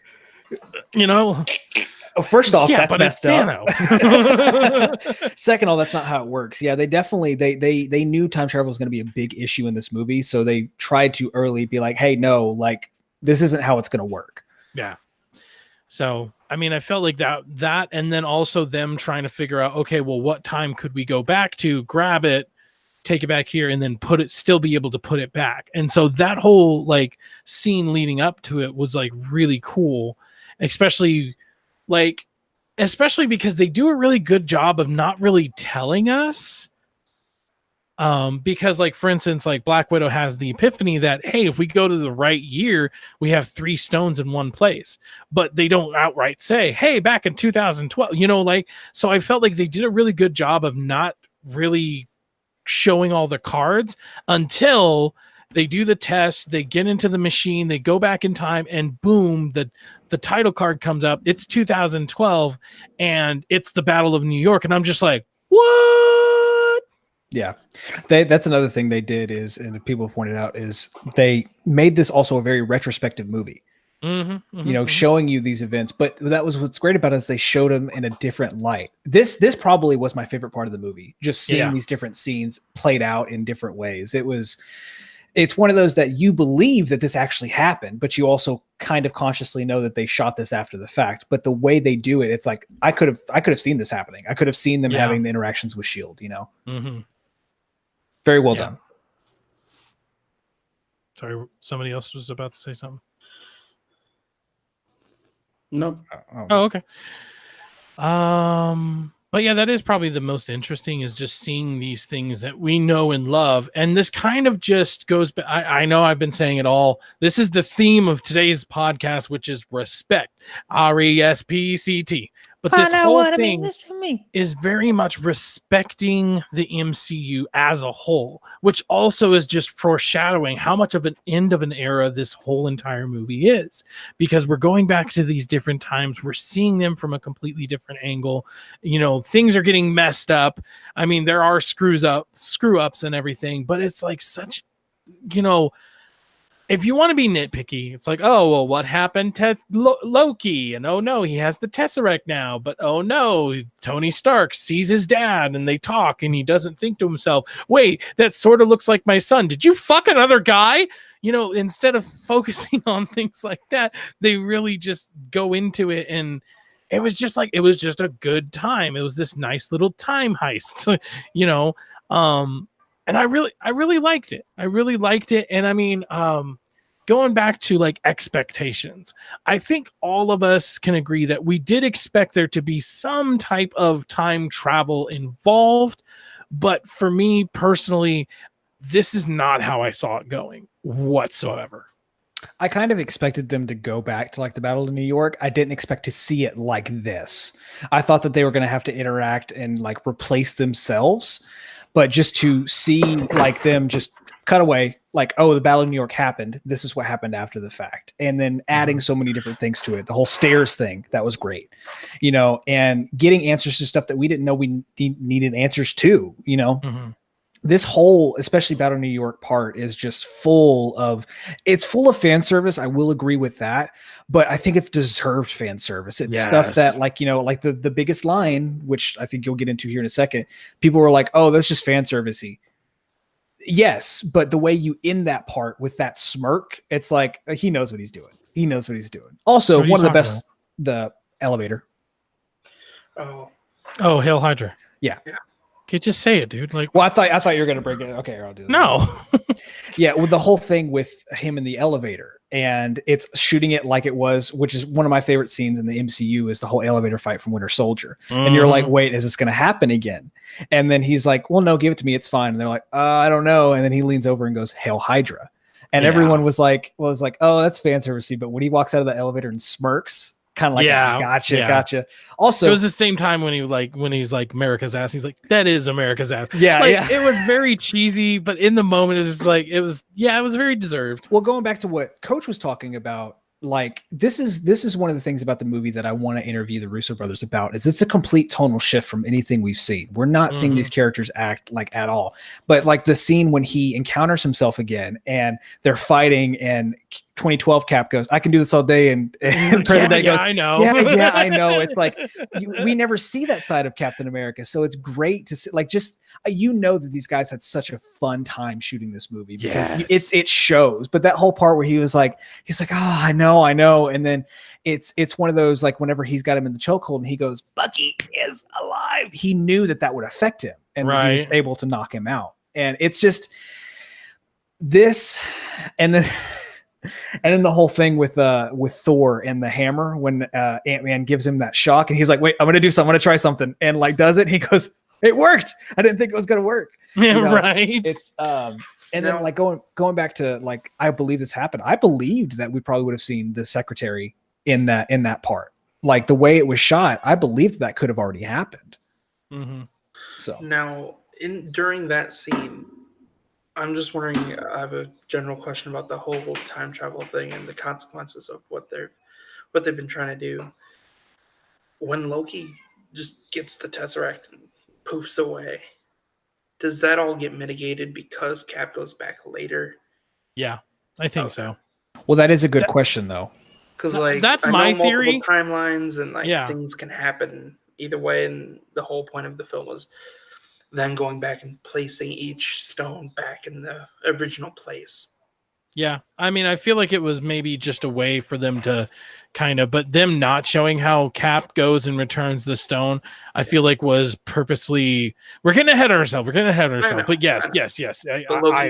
I personally believe so. Well, can I also just say this, that and again, we are getting a little bit ahead of ourselves, but since they took the stone at a previous time and then they put it back at that same time, so to say, then Loki still has the stone. Supposedly, but I would think that while he's back there, he probably fixed what happened. I don't know. We can assume, and or Loki has his own series, and that's how it starts, is with him teleporting away. I think that's what we're going to get. Yeah, personally, yeah. I don't know. Really. So I mean, that's the space stone, the time stone. Then there's the soul stone, and I had the same, you and me talked about it afterwards, Nate, but I actually had like a similar situation where like I almost forgot somebody needed to die in order to have the soul stone, because I'm just like and it was like it wasn't until they actually got there that I'm like, oh yeah, oh crap, one of these guys is gonna die. Yeah, this scene initially, honestly, like we talked about it before, it didn't do anything for me when I initially saw it. You know what I'm saying? Hold on. Sexist. Well, no, I mean, it's one of those that, like, I think because of how much they were fighting, it almost seemed humorous. It was important, but it almost seemed humorous. But the whole thing with, of course, one of them ends up sacrificing themselves and ends up being Black Widow. Right. That scene didn't do anything for me emotionally. And I even said at the end, after my first viewing, that I felt like the Gamora scene was a lot more impactful for multiple reasons. One of them being that's the first time we humanized Thanos. But seeing it again, I did tear up, especially when they were hanging off the edge of the cliff and she was like, you got to let me do this. And then his distraught for the whole situation. And then after, when he gets the stone, him just slapping the water, that did get me. So maybe it's just one of those that once I knew it was going to happen, I could pay attention more and respect the scene more as a whole. Right. But that was a lot of people's complaints, was how much they were fighting. It almost seemed humorous. It almost didn't seem like... I didn't get that at all, personally. Well, because I didn't get the humor out of it. Yeah, well, I mean, it wasn't humorous, like haha funny, but it was one of those, they're fighting so much that it's well, the one thing is someone made a meme of that crazy looking fox. That's like how Red Skull was while they were just fighting, figuring out who was going to kill themselves. That was funny after the fact. But yeah, definitely after seeing it the second time, I was like, okay, this scene does mean a lot. Yeah, definitely. So, I mean, Black Widow dies. And I mean, this is one of those where it's been established that, she's dead for good. So it's not like if they do go through it and they do get everything good, like it doesn't matter. She's gone for good, Then, I mean, we have to go back further in time and, like I kind of already said how Tony talked to his dad or whatever. Then we get the gauntlet. We get Hulk is the only one, like, they think that is powerful enough to actually do the snap or whatever. And so, what were you saying? I was just wondering, the whole Nebula scene on, I forget what. Oh yeah, that's very important. The whole thing on Morag. Which I don't know. Like, I do feel like that was kind of a weird thing. Like, I do feel like that was the most movie thing that they could have done, in the sense that, it's like, well, we need past Thanos to somehow find out that there's something going on. So let's just turn on the Wi-Fi for Nebula. Like that was the one part that I felt like that was the only manufactured thing in the entire story, and it just sucks that that manufactured thing happens to be a very key part of the story. I could agree with that, but I love that that's how we're seeing Thanos again. I was curious how that was one of the things I was curious about was how Thanos was going to be a threat in this movie. And I like how it's past Thanos realizing, oh, hey, I won. They're trying to stop me from winning again. And that's how we get to where we're at. So I see the delivery of it. I can see where you're a little concerned with as far as the way it happened. But I think it's just the Wi-Fi part. Just the like honestly, if Thanos still would have figured out what was going on, but it was because maybe you remember in Guardians of the Galaxy, Chris Pratt goes down. He grabs the thing, and then they're supposed to be giving it to the collector, not the collector. The I don't remember the guy with the eyebrows. Who's the bad guy? Ronan. So they're supposed to give it to Ronan, and Ronan was supposed to give it to Thanos. So like I feel like a better way to handle that situation was like Thanos was already watching over that stone, and like he was waiting or something. Like that would have made more sense than what they ended up doing, at least in my opinion. Because just the whole Wi-Fi, it just didn't make any sense. Because not only could they see what she could see, they accessed her memory banks, and so that was the jump too far. Now it wasn't enough to ruin the movie. It's just that out of all the things that people nitpick, I don't agree with them. However, that is the one that was like, for me, that's like, okay, yeah, I totally agree with that. And it definitely doesn't necessarily ruin it, but it also is just like, I just wish they would have come up with something different. I wish they would have come out with something a little bit more smart in my opinion. Now, the only other good upside to this whole interaction with Nebula is it makes Nebula more important. It shows, It shows the growth. It literally shows the growth in her character from what she was, and that's what I think is very funny. Which shows like in the past, Nebula, it's the same thing as how I felt in Guardians 1. I hate this character. I don't like this character. I just. Like, I understand her motivations of wanting to impress her father because her father's literally torching her, but I just don't like it. I don't care for it. I don't like her performance, but it literally shows her growth as a character, so it's one of those, there's multiple great things that come out of this whole interaction, but the delivery of it, I don't necessarily agree. I mean, to me, it makes sense. The fact of like Nebula's network is very unique, but now there's two different things there. Like, how is that possible? Yeah. So, I guess they never really, in this, they almost like control her in a way. So why didn't they do that in Infinity War? Because in Infinity War, she was straight up fighting her father. So why didn't they control her? At least that's the way they made it seem like, is that they could just control her. They can shut her off or whatever, which is what they ended up doing essentially. So why didn't they do that before? Basically, her brain was being, because there were two different versions, her brain was being like, basically the two different versions, their brain were trying to be the same consciousness, and they were overlapping. That's not how they portrayed it. They portrayed it as Squidward pushing a couple of buttons and making her shut down.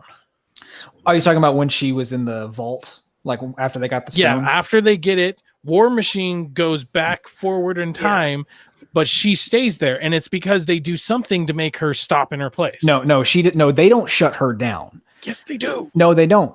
You've seen it twice now. Yes, no, they don't shut her down. They don't do anything to her. When you see Nebula in the past, she is getting the frequency from what she just saw of Rhodey. Mm-hmm. The same thing happens to the present Gamora after they get the Power Stone. They don't shut her down. The same thing happens to where she's like, something's going on, and she sees what Nebula in the past sees. Okay. They don't actually press the button. I'm just going to have to see it again because I completely disagree. I really feel like they did something to shut her down. No, she runs immediately out of there and runs to the ship to try and say, hey, Thanos knows we're coming. Like, they don't actually shut her down. But they make, I don't know, whatever. They didn't do anything.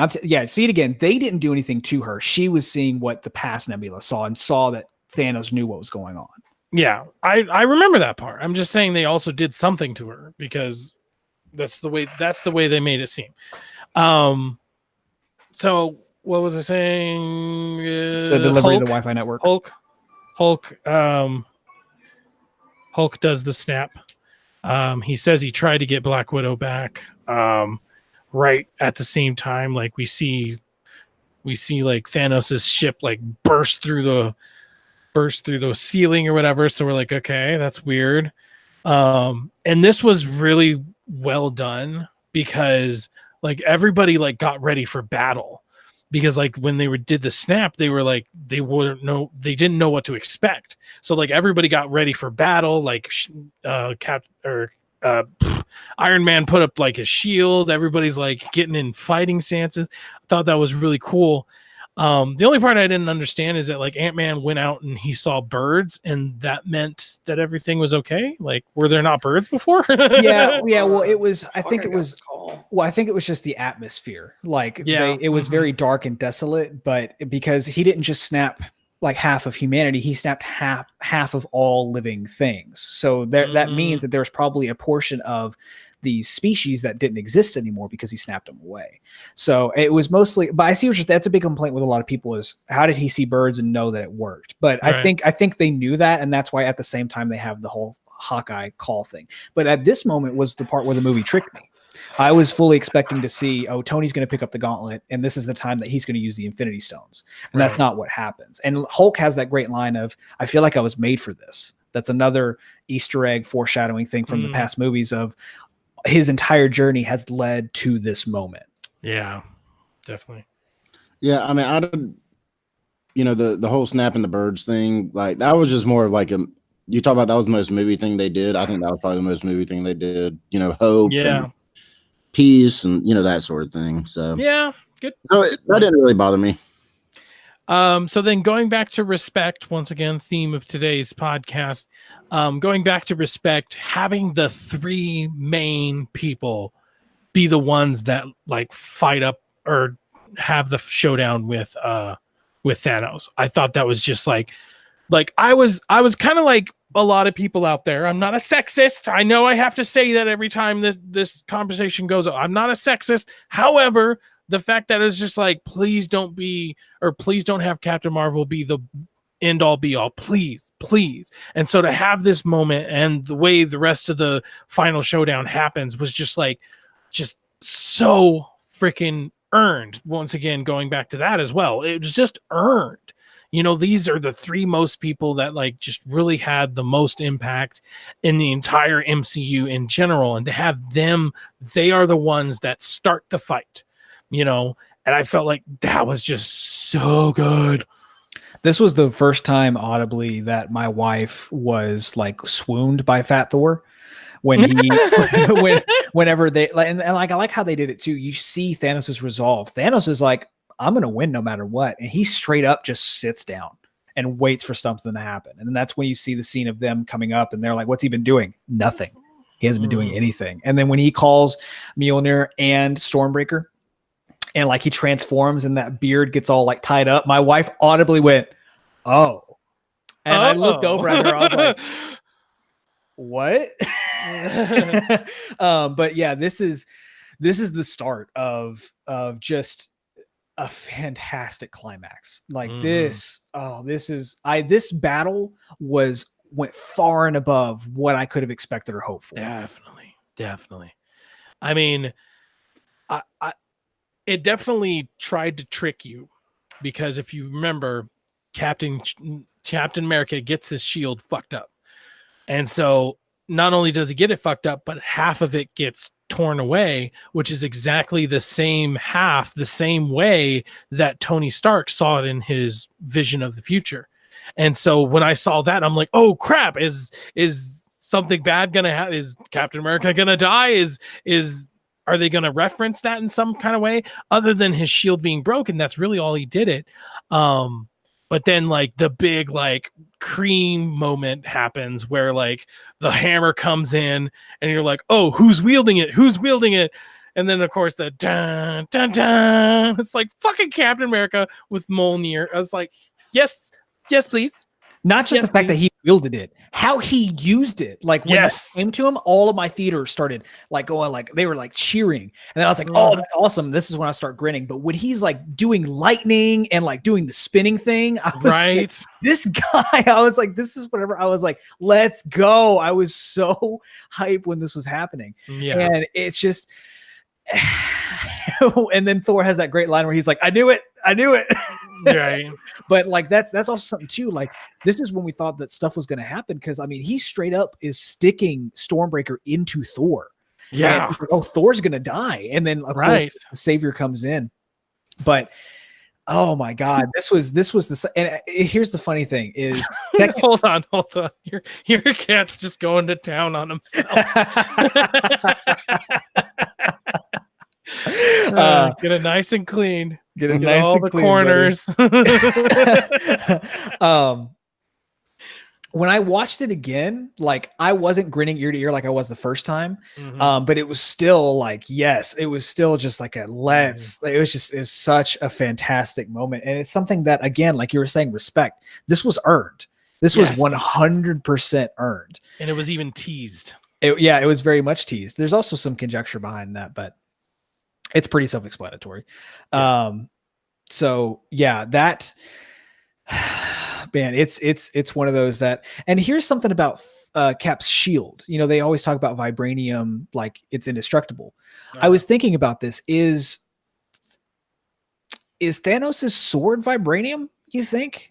Well, I mean, it's an alien metal, so it would make sense. Like vibranium is a unbreakable steel according to Earth standards. Yeah, but to him, yeah. But that was when I saw it a second time. I was like, wait, is his sword vibranium like that? I mean, that would make sense why it's being able to cut through it.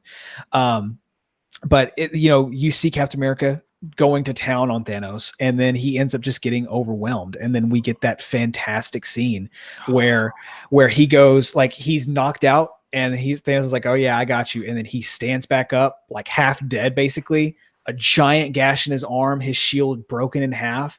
And then he just straps that on. This is when Thanos' army, I think, is starting to come in. Yeah. And he like straps down, like he's like, I'm about to take all of you on. And then we hear that voice on your left. Or actually, technically he goes, Cap, are you there? And you're like, wait. And then he goes, on your left. And then this second viewing is what still had me like grinning ear to ear. This whole scene, you start to see Doctor Strange's portals just opening up, and there's a line that I missed. There's a line that I missed where Doctor Strange looks over at Wong. He's like, "Did you get is this everyone?" He goes, "What, you wanted more?" Right? But this is also the only time in the movie that I was a little bit like, was whenever because Black Panther and Shuri and what's her name? Okoye. When they come through, and then you see behind him this giant Wakandan army, I was like, okay, like I know that much of the Wakandan army didn't disappear, but it's one of those that like immediately after that, I was like, I don't care. They're about to full team up. It's fine. It's totally fine. And then you see just everyone come in, and actually, if you didn't catch it, and I've talked to you about it, but Howard the Duck, when the Ravagers or when the Reavers are coming out of their portal, Howard the Duck's in the background. Right. But this moment, it's just like, hey, we're back. Hey, we're back. And then when Hope comes back, it's like, yes, let's go. Like it's whenever everything's said and done and everyone gets through, it's just this one army against another. And I'm like, like this legitimately, apart from Mjolnir, is like a cream moment. Like, right. And then Nick, I'll let you do the honors. What happens next? Yeah. So Cap finally gets to say, Avengers assemble. And that was really cool because they even teased it in, what was it? Age of Ultron. Yeah, he's like, Avengers, and then it cuts and it's like, you bastards. I didn't know. That's the thing is, watching this, I didn't know he never said it in the past 10 years. He's never said it in the past. So like this was like once again, earned respect. The themes of today is earned and respect. And it's just like, oh my God. And then you get like Pepper Potts comes in with their freaking Iron Man suit as well, and like all this stuff, and even the ladies get a chance to assemble, which was admittedly like a moment I was like, come on, guys. Like, what are all the men doing? Just jerking off in a corner or something? But at the same time, I can admit I have a daughter, and I can admit that having this moment in a huge event, having this moment where this is a franchise that has just so many characters. And Avengers 1 was the rotating scene where it rotates around them, they're all getting ready for battle. And so anytime people would talk about Avengers, that's the clip they would use. And then in the second one, it was when they were in the snow and they all kind of like jump forward, like Cap is on his motorcycle, Iron Man's flying, Hulk is like winding up for a huge punch, and that was their thing. And then you have like the Civil War, they're running towards each other, and then Infinity War had this moment, the same moment where they had everybody and they're running towards the thing. And so to have a moment like that but only ladies, like, I have to admit, it's kind of freaking cool. Like, the fact that this is such a rich and diverse like universe, it feels like a universe, because of course ladies would join in the fight, and I do have to admit, for like a second, and I got over it very quickly, so it's okay, guys, but for a second I was like, oh, here we go. I let the inner Deadpool take over, and I'm like, here we go, end battle CGI. Yeah. Well, what's also great about them coming through the portal is in a line, when Peter comes back through, he quickly explains what happened. And so you don't have any question as to what happened. And this is the second time watching it. So up front, second time watching, I was way more emotional than the first time. 100%. So when they have that moment, he was like, Mr. Stark, it's like, I was knocked out, and then I woke up, and Doctor Strange was like, hey, it's been 5 years. They need our help, which kind of answers multiple questions. One, it answers what happened to them in the snap. It's like that they were just knocked out and then they woke back up. And then the scene whenever he's just talking and Tony just hugs him, and I got super emotional about that. I was like, yes, because this is a character, like, he's never had this fatherly, until he had his daughter, never had this fatherly like figure love. And he has this love for this. And actually, going back to the beginning of the movie, that's what makes him make this decision. When he sprays the water and sees that picture and then he's like, well, let me figure it out. That was also a great scene. But that in before the action explains what happened. And I thought that was well done. It didn't really leave any answers, but what you're talking about that, it doesn't leave any questions. Yeah. Yes. Right. But the battle's going on, and this is like Coach was saying at the beginning, where they're really like doubling down on the whole killing thing. When we finally get Peter saying insta kill, and he's like, I got it. Yes. I don't got this, guys. I don't got this. But this scene, apart from the action scene, this is one of the Captain Marvel scenes I really enjoyed, was when she came back and obviously destroyed his ship. When she was talking with Peter's sitting there holding the gauntlet, and he was like, hi. And hi, ma'am. Like, I'm Peter Parker. And she was like, hey, Peter Parker, you got something for me? Like, I liked that scene. Like, it was very, like, I don't want to say humanizing, because she is a human of the character, but it's a Captain Marvel scene in this movie that I really enjoyed. It's just that small interaction. And then whenever they do the team up, it's like, oh, how is she going to do it? And she's like, she's not alone like it was in Infinity War, but way more doubly so. I was with you at first. I was like, okay, this seems on the nose, but quickly got over it. I was like, okay, this is just awesome in general. Like, also this is leading into the whole potential of them being an A-Force. That's another thing is they're kind of building towards. But this scene, we're obviously not going to cover everything, because it's just, there's so much too much. There's way too much. But there's of course that great scene where for the first time you see Iron Man and Pepper just teaming up back to back. Oh, it's so good. But there's also little things like, and this is whenever like the battle's happening, and then we're like, okay, so what now? Like we snapped. What do we need to do? And then there's like, has anyone seen an ugly brown van anywhere? And then they hit the horn, and they're like, okay, this is the moment where like, all right, this is our next objective. We have to get the football over here.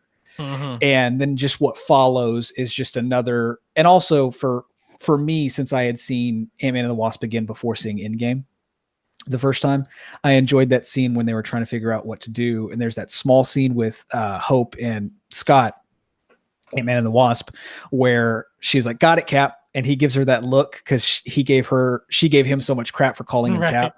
That was such a great little moment. But this whole scene, like it's not just action going on, like it's giving us like, hey, we need to get to this point.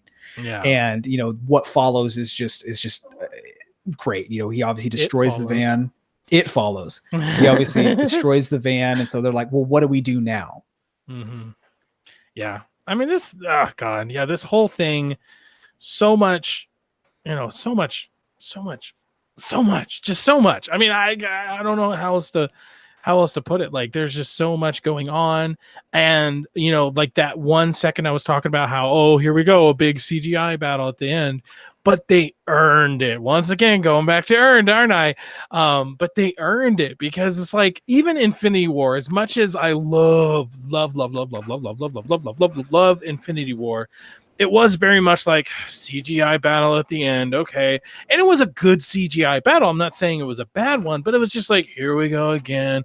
They just had to have some excuse. So here's a ship that spews out a bunch of creatures. Okay. We've never seen these creatures. And for that matter, why wasn't it the Chitauri? Like, it was.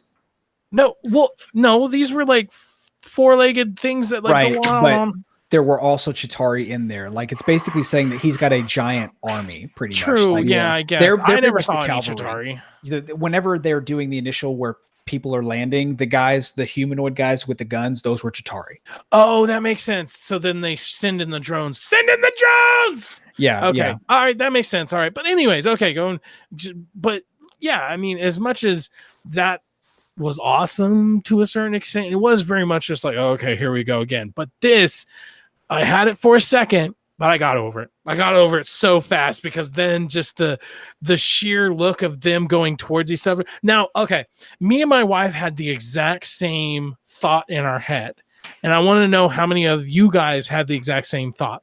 There is a small part of me that was like, please, God, do not end it right when both the armies clash.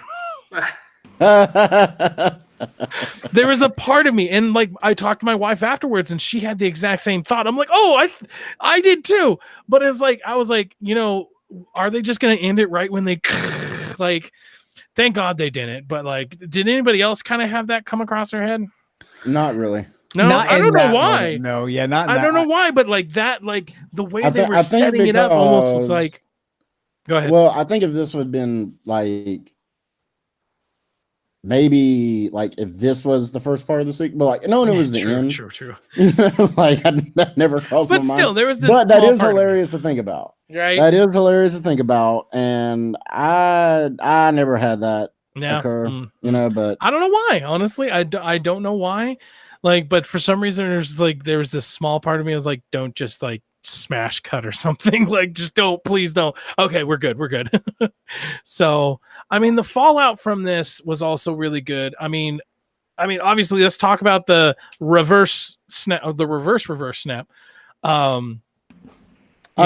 just say this: I didn't realize that whoever wielded the power of the Infinity Stones, I guess, has the power to dictate who dies. Right. Yeah, well, it's really whatever at your will. Whatever it's your will.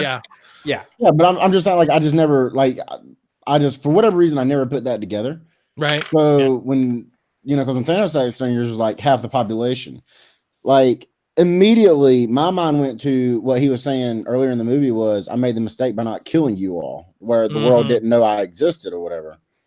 And I was just like, oh, plot twist. He could have just, again, could have not done this whole movie. And that's so it was. Go ahead. Finish. Go ahead. I was just saying that was like one of the things that really kind of stood out to me. Well, that's another thing about this movie, about Thanos in particular, that I really enjoyed. In Infinity War, he's this omnipotent being who's getting these stones, but I feel like at the same time, the gauntlet itself in the corner right there is a MacGuffin in and of itself. Oh, so it's one of those things like so you could question what is he without that gauntlet. That's what I loved about Endgame is it showed, oh no, his will and his drive, it makes him dangerous. He is the most powerful enemy they've ever faced, even without the gauntlet. He is just demolishing. And again, like you were saying just now, that's what's so great about this whole action scene is he goes, oh, you know what I should have done? You guys have realized the mistake that I made. I should just snap everybody away. I should kill everyone and start new. That also shows, oh, this guy is not someone to be messed with. This guy is very, very dangerous. Yeah. And then like, so then we have the moment Doctor Strange just kind of looks at Tony. He points at him. And so then there's a scuffle. He's like, I am inevitable. Boom. And it's like, tink. He's like, what just happened? He kind of looks at him. He's like, oh shit. And then it goes over to him. It's like, it was like in his arm and it's like slowly going up. And he's like, I am Iron Man. Boom. And you're just like, it does that same like flash or whatever. And you're just like, yes. Because it's like, that's the moment. It's like, you know what's happening. Like the first one was like, what's happening? What's going on? But like now it's like, we knew what it was. We knew the reversal that was going on. And so to see that or whatever, I almost thought for a second is like, wait, is he not going to make Thanos disappear? Because he took just like freaking Peter did. He took so long to disappear. So like, I almost wonder if like, because once again, we're debating like the will of the, like, did Tony like, I want you to be the last one. And then he snaps and he has to watch everything go away before he finally disappears or whatever. It's just like, yes. Yeah. Now I had a problem with this. What portion? No. I didn't have a problem with it. No, I didn't have a problem with the scene. But after watching it, a lot of people were like, "How is he able? How was it in the first? How is it in Infinity War that it took so many characters to get this gauntlet away from him? But how is Tony able to do it like in an instant, basically, and steal him from him?" I was like, okay, that is kind of a plot hole. I was like, how is that possible? Well, it wasn't the gauntlet though, right? It was something Tony made. Correct. So after I realized that, and then when I watched it again, I was like, oh, that's right. The gauntlet he made is just like his suit. It's full of nanobots. So you know what? It almost, and I don't mean to cut you off, but it feels like that he made it with that in mind, that I can get these things, like, you know, maybe it's somehow magnetized to his Iron Man suit in some way or something. Yeah. Well, basically that it was kind of planned out. Yeah. So since they're both made of nanobots, when he's fighting with him, all he has to do is just absorb what's in there, and the stones will absorb to him. So whenever I realized that, I was like, okay, that makes a lot more sense. But just if it would have just been like, oh, Tony snaps. But the fact that they visually show the stones going into place in his hand, it just makes that scene. Yeah, that's what I'm saying. Is it makes that scene that much better? Like if it was just a jump cut, oh hey, I have the stones. Like it would have been like, that's cool, but the fact that you see them coming into place, and it's like, but what I thought was cool too, which this is the only thing that I'm in the minority about in this movie, the I am Iron Man line, I thought was cool. I almost wish it was something else. I don't know what it would be. But it's one of those, when he said I am Iron Man, I was, it is perfect. That's just a personal thing. So what is it supposed to be? You nitpicky little bastard. I honestly don't know. I don't have an answer. That's the only thing that I was like, okay, yeah, that's cool. But it was awesome, and it was earned, and it was respected. So boom, got you on both fronts.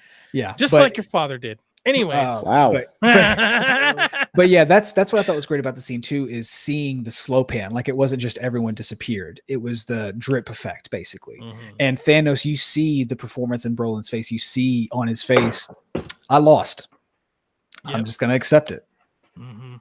Yeah, such a good moment. And then obviously we get probably like, I guess it was this was the moment that I feel like affected me the most, because it was just like, okay, something's seriously wrong. I don't think he's coming back from this. And like seeing Tony get and the line, like I was already kind of like just a little tear. But the line that got me to just like full on like, like obviously I wasn't like that, but it was pretty bad. But the moment that got me was when Potts came up and she was basically like, you know, hey, everyone's safe. You can rest now. And that moment just got me so good, because literally they've had interactions before where she was basically saying, hey, you can't save everyone. You can't. And so to have that moment, and it was just so respectful and earned. But to have that moment was just like, you know, hey, everybody's good, you know, and I guess it was also like she was accepting it. which also made it hard because it's like, you know how much that means to her. That's her husband. That's the father of her child. And it's like, you know what? I've accepted this. I've accepted that this might be, you know, this might be how you go out. And she accepted it so wholeheartedly. It's almost like that one moment in like 300. She's like, you know, either come back with your shield or on it. And she's like, you know, that kind of mentality was like, you know, you're a warrior and you deserve like a warrior's death or whatever. It's just, so good. Yeah. You also see the opposite effect with Peter in Infinity, where you see Tony like trying to save Peter, and Peter in Endgame trying to do the same thing. And that again, him dying both times didn't make me cry. Like I got a little bit more teary-eyed the second time, but the line that got me the second time especially was when Peter was like, Mr. Stark, when he starts like freaking out. I was like, oh God, okay, here we go. And then when Potts gives the line again of "you can rest," I was like, well, you know what the saddest thing about that whole scene to me is that is a line that is directly correlated to when he's talking to her about going to do the mission or whatever. And she's like, well, you know, you'll never rest. And I was like, oh man, foreshadowing. A lot of foreshadowing in this movie, but I guess you could say it was earned. I guess I don't know. Well, that's what's also good too, is that the people who are there with him are the people who care, are the people who he cares about the most. It's not like everyone traveling around. It's Rhodey, it's Tony, it's Rhodey, it's Pepper, it's Peter. The people who he cares about the most in his life are the ones that are there, and everyone else is in the background. But I like how it wasn't like a one after the other, like Tony. It was these people who you didn't realize were the most important characters in this universe, because Tony really is the center of this universe. Yeah, it's the beginning of it, and he is now the end of it. Yeah, definitely. You know, I Am Iron Man. It started and ended in the same way. Yeah. And I mean, that's just such a good way to do it. Like the decisions of this entire movie is just so good. You know, even though, yes, there's some nitpicky things that we can do, the decisions that they made were just so good. You know, and just like Steve, he goes back in time, and instead of coming back, he goes and sits on a bench, and he's now like 70 or 80 or something. And I also like, you know, how instead of just being like, yeah, I grew up, I had kids, he's like, nah, that story's just for me. And I'm like, that's cool. I like that. I did enjoy that. Oh man. The whole and the funeral scene too, it's powerful, but it also goes back to how beautifully well made this movie is that scene in and of itself is a retrospective. Like the way they do that pan of, you see the people who matter to him the most, and then you have Cap and Thor, and then it's basically going teenager. See, when I saw that, I was like, who the hell is that? That was a kid from Iron Man 3. I didn't know that at the time. Me neither. I had to look it up, and I was like, oh, that's cool. But you know, and then having in the movie, I'm like, I think that's the kid that helped him. Yeah. And then, you know, you have, and I thought it was fair that Captain Marvel was in the back. I mean, of course, Fury's going to be in the back because no one's behind Fury. He's, you know, the same mindset of everyone like who conceal carries. It's like, you're that type of person who's very like methodical person. You can't have your back to anybody. So of course Fury's in the back, but I liked how Captain Marvel was the last one. They another respect. It's like, this person just came in, like she's honoring the person who just gave their life to save everyone, but she's not in the forefront. You know, they don't shove that down our throat. And then there's only two parts of this movie that made me cry. Potts' line about resting, and then when they're in the aftermath and like they're at the funeral and he's like, you hungry? Like, yeah.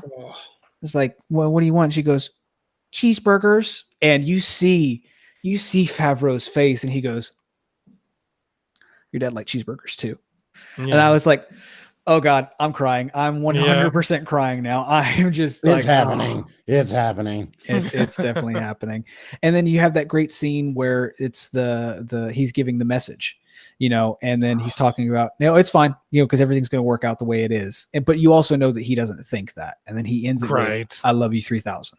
And it's like, oh my God. God, you want to step on my heart right now. Right. Yeah. I mean, I hate to keep bringing it up, but you know, it was earned. well, that too, but no, I'm bringing up me. Thank you very much. But no, being a father, this is just a moment where it's like I put myself in that perspective. I can see like Zoe Ann being the one talking to Happy, or Zoe Ann being the one seeing my hologram or whatever, and it's just like breaks my heart so freaking much or whatever. And it's just like I put myself in that perspective, and it was just like the last like 10 minutes of the film. It's like just when you thought you were done crying, you're like, nope, they had to have one more for me. It was oh my god. I'd really, for whatever reason, like I'm not a sad crier. I'm more of a happy crier. Like, like I'm cool at funerals, right? Like I don't cry at funerals, but as soon as there's a wedding, dude, I get really emotional. Like it's a really weird thing. You know what I mean? Like there's a newborn baby, I get really, like just like this moment of joy type thing. Yeah. I felt so happy for Cap because all throughout the story arc, it was always, I missed my chance with the love of my life. I missed my chance, or, whatever. And I didn't have that opportunity. And then he had that opportunity. And then much like you said was, no, I don't think I'm going to tell that story. I was just like, I like it. Yeah. And the way, we'll say that for the very end, but the way it actually ended, I thought was a perfect way to end this entire movie. Yeah, it was perfect.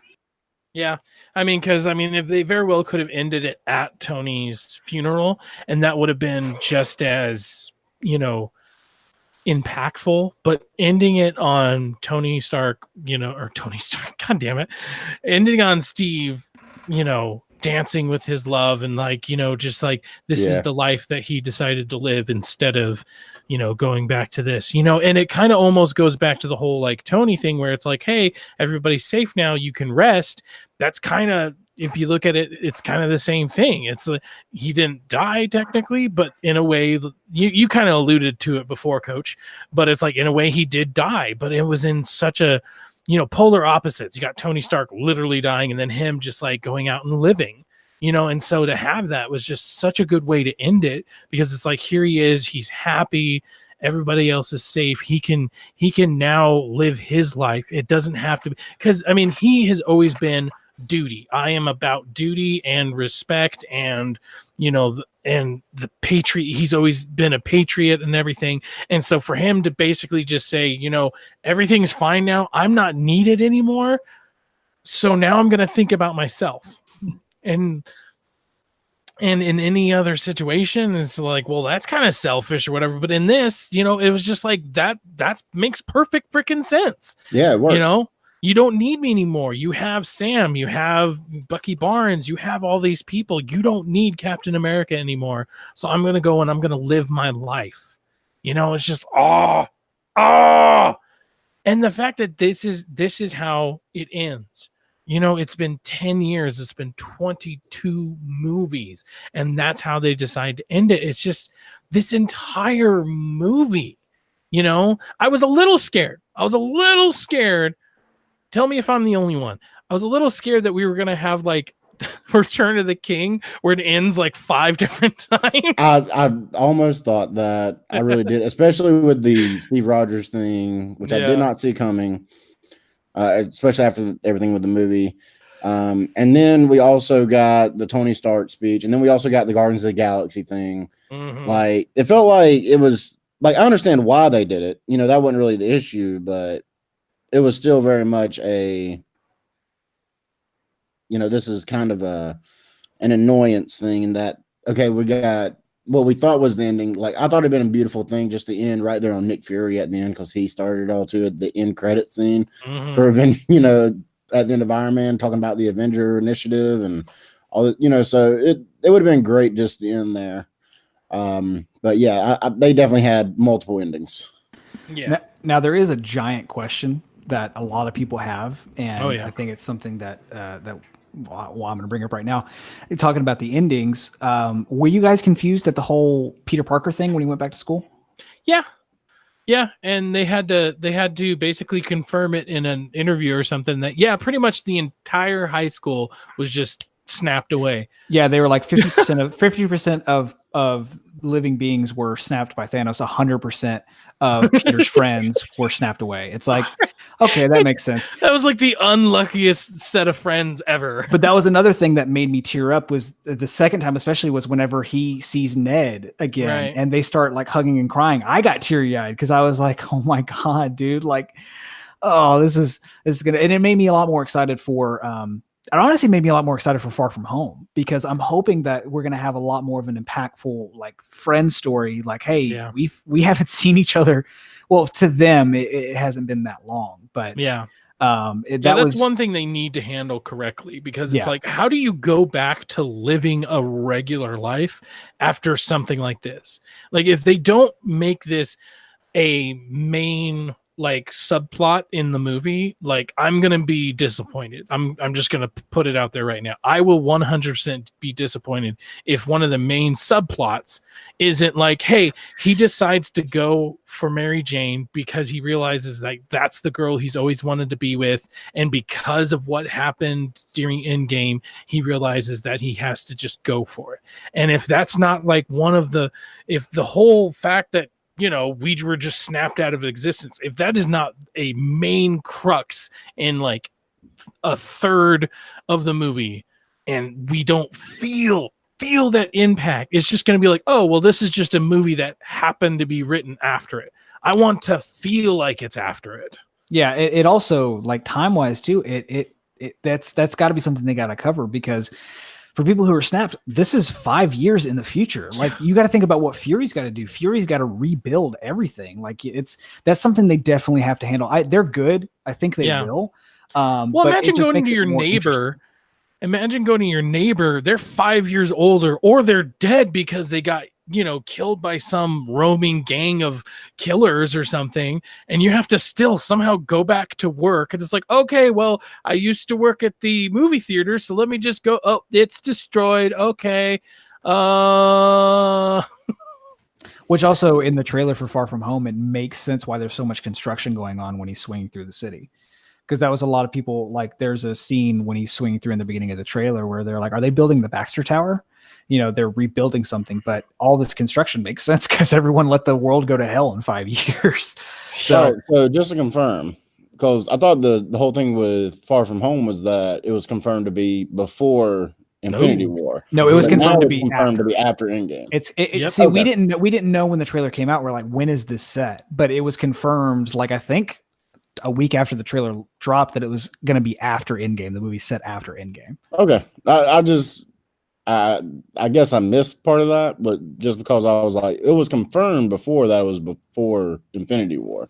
Yeah, conflicting. Yeah, it's very conflicting reports or whatever. But yes, it is in fact over. It is in fact after. Okay. Yeah, it's actually supposed to be the bookend for Phase 4. Phase 3. 3? Oh, yeah. Okay. Sorry. It was supposed to be the start of Phase 4, but they did some reworking. It's the end of Phase 3. Yeah. Yeah, which is so weird because this is pretty much going to be the Ant-Man and the Wasp of this year. Nobody's going to give a crap about it. Nobody's going to. I mean, people will give a crap about it. I don't know. It's just Spider-Man. It is Spider-Man, but I'm hoping it's better after Endgame. I'm hoping it's better than Homecoming. Yeah. I don't know. It's hard, and that kind of brings us to our next question: what the fuck happens next to the MCU? Because we just had this life-altering event. You know, I will remember this for years to come. Any movie, whether it be in the MCU or not, any movie that comes out will now be, you know, kind of like, I'll look at it and be like, well, was it like Endgame or something? Was it, you know, which, I mean, maybe that's unfair or whatever, but still, I mean, especially Marvel movies. Let's at least say that. At least Marvel movies, I will be looking at each and every single one of them, even if it is just the X-Men or whatever. It's like, well, was this as good as that? So as far as where we're gonna go, from what I can piece together, because of what they've talked about and confirmed, they've talked about they're working on the Eternals movies. And what I think is going to happen after Phase 3 is I think they're going to focus on a lot of space stuff. I haven't seen a whole lot about this, but people are saying that potentially the next big entity is going to be Kang the Conqueror. As far as the next big villain in the MCU. But I think with Far From Home, they're going to wrap up the like kind of grounded Marvel movie, and then at the start of Phase 4 is when we're going to start to really get into kind of probably, especially with Doctor Strange 2, into the multiverse kind of the more like, I think what they're going to do, to summarize, is they're going to expand the hell out of this universe and completely blow it up in terms of like, we're going to go to space again. We're going to really dive deep into that and really going to get into, because, and especially in Endgame, they talk a lot about, they kind of allude to how important Doctor Strange actually is.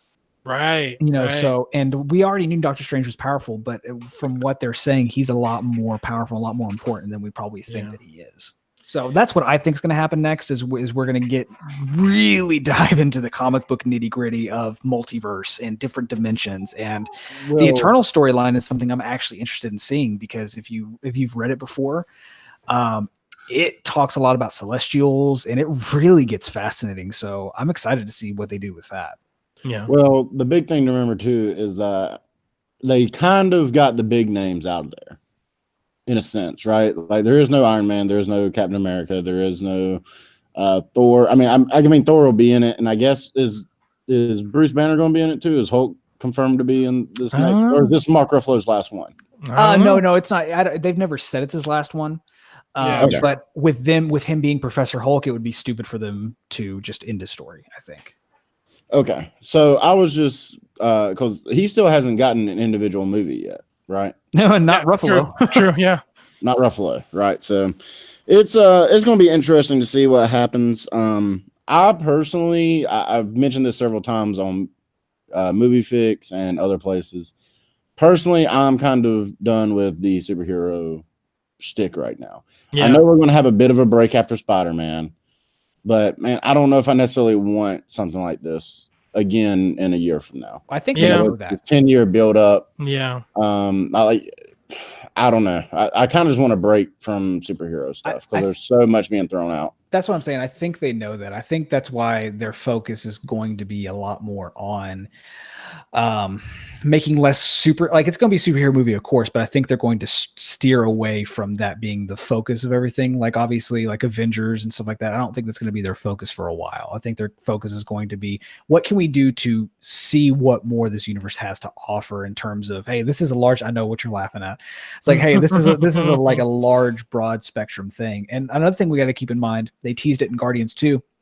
Adam Warlock is a big character in the Marvel universe. And they teased Adam Warlock in the Infinity Saga was supposed to be Captain Marvel. Captain Marvel was supposed to. Okay. They touted Captain Marvel as the key to beating Thanos. That's what Adam Warlock was in the Infinity storyline in the comics. Gotcha. So at the end of Guardians 2, when I don't remember what they're called, but the gold people, when they were talking about building the perfect human in that pod, that was Adam Warlock. And so he's actually important in the Celestial storyline. So I think that's where we're going to get him. Mm-hmm. But that, and then, they tease that Guardians 3 might be the search for Gamora. So I think what they're going to focus on is more emotional storytelling, like in terms of like character development rather than big action kind of focused super. But I get what you're saying. That's how I feel about Star Wars. And they're taking a break with Star Wars after the last movie. So I get what you're saying. We definitely need to have a break, and so we don't have. Well, you just got to think, 22 movies, essentially 10 years, right? They started back in 2008. Yep. Yeah. So, I mean, basically, almost half my life. True. Very true. They've been building up to this single movie, which is what makes it so special. I just don't know how ready anybody is to go through that again. Yeah. And I just like, I wish they would take even a 2-year break. We're getting the Spider-Man, and then we're not getting the next Marvel movie for like a year, right? Yeah. Like next October or something, but I don't think it'll be long enough. Yeah. I mean, they just need, I feel like, I don't know what is going to happen next. What could possibly be just as good, and this is kind of a turning point. Either they come up with another storyline that is just as impactful, or they try a similar storyline, but now instead of taking 10 years to do it, they only take 4 or 5. And then that's not going to feel as earned. Or they do try to take 10 more years, and then the same complaint keeps getting brought up that all Marvel movies feel similar. So it's like at this point, it's a no-win scenario. This is with them doing these Disney Plus shows. That's what furthers my thought process on them focusing on character development and person-to-person development. Yeah, because they're which I wish they would have done. With Agents of S.H.I.E.L.D. is such an underrated show. We talked earlier about how in Avengers we don't see the aftermath of the Battle of New York. In the first season of Agents of S.H.I.E.L.D., you do. Yeah, that's what Agents of S.H.I.E.L.D. was for when it first came out, was to show, hey, this is what's going on, but like after these movies. And then it quickly turned into its own thing. But I think Disney and Marvel Studios is finally realizing their potential and what they can do with TV. And that's when they're coming out with these different shows, the Loki ones and things like that. So that's why I primarily think that the next thing they're going to focus on, instead of doing these big action set piece movies like Endgame, is let's focus on these stories. Let's make these stories that we want to make. But again, I'm with both of you. I don't know if a year break is long enough. Yeah. I mean, and since we are getting the TV shows, I mean, Disney Plus is going to launch in November. That doesn't mean every single series is going to be ready. But if it is kind of like the Marvel Netflix series, there's going to be one after another. So, I mean, we're just never going to technically get a break. It's just that we might get a break from the big screen adaptation. So, which I think is fine if you put it into a contextualized series or whatever. But like I said, just for me, like even from DC, I don't want to see anything DC for a little while. Yeah. I'm just over the superhero, whatever. Like when I saw Shazam, it was good. I enjoyed it. But at the same time, I was like, it's just more superhero. Yeah. That's what's funny too, is their DC's shows are thriving. Like DC's, both of their shows, Titans and Doom Patrol, are getting such better reviews than their actual movies, which I think is hilarious. Hilarious. But then there are movies there are shows that I actually want to watch. I just don't want to pay the subscription fee for them. So if anyone wants to give me their DC access account, I will gladly take that from you and watch those. Nice. But yeah, we're going to hit this point, I think, throughout the medium where we're going to hit some kind of fatigue, unless they just surprise us and they do things that we're not expecting. But I think that's definitely a big worry with a lot of people in movies and TV with these, big superhero stuff, is we're just going to get tired of it after a while. Yeah. Which is funny because we wanted this since we were kids, since we were all kids. True. We wanted representation and we're getting it. But now for most people we feel like, are we getting too much of it? Well, I think it also does have something to do with the fact that we do get like 2 movies a year, at least, if not more. So that's a huge factor. You're talking about 10 years since 2008, 22 movies. You're talking about 2.2 movies a year. Exactly. Last year we had 3. Right? Yep. From the time of Infinity, or not counting Infinity War, between that whole calendar year up to Endgame, you had like 3 or 4 movies. You had Black Panther, then you had Infinity War, then you had Ant-Man and the Wasp, then you had Captain Marvel. Now you got Endgame. You had 5 movies basically in the past 18 months. Yeah. If they don't take a 2-year break, then I think we just need a movie a year. Yeah, I'll be happy with a movie a year. Yeah. Definitely. And that's kind of what we're going to get with this year-long break, in a sense. But like Nick was saying, they're giving us those Disney Plus shows, which most of them I think are going to be available at launch. I think they said a lot of Disney Plus's original content is going to be available at launch, whether it's going to be episodic or if it's going to be like binging. I don't think we know those details yet. But like Nick was saying, we're actually not going to get a break because we're going to be getting these shows. But that's what I'm hoping from the shows, is they're going to be very character, which for the 2 in particular, the Winter Soldier and Falcon and WandaVision, I think those are going to be character driven stories. Yeah.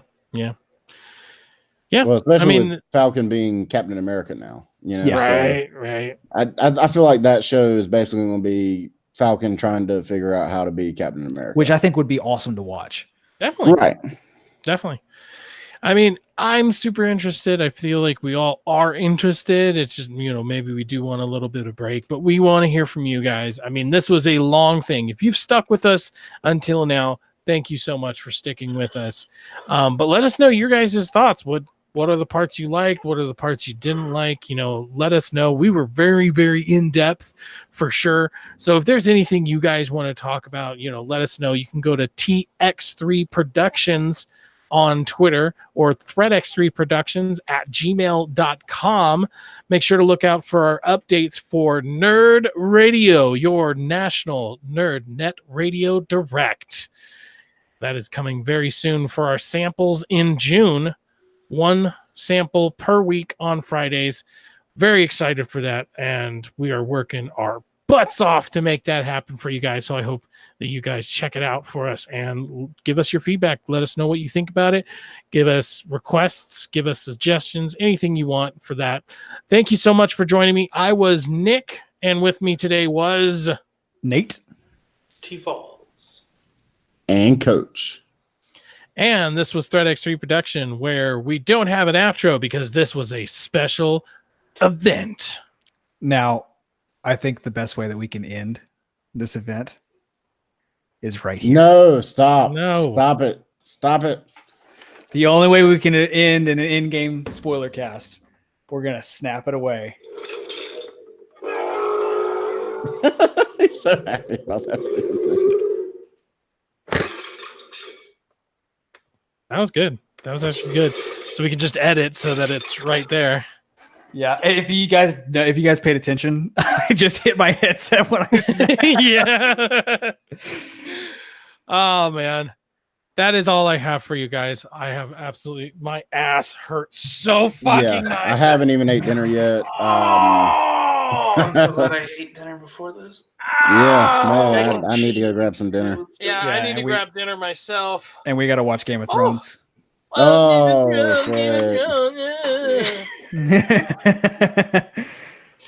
All right, thanks, guys. All right, yeah, no push-up, guys. This was too long. So, all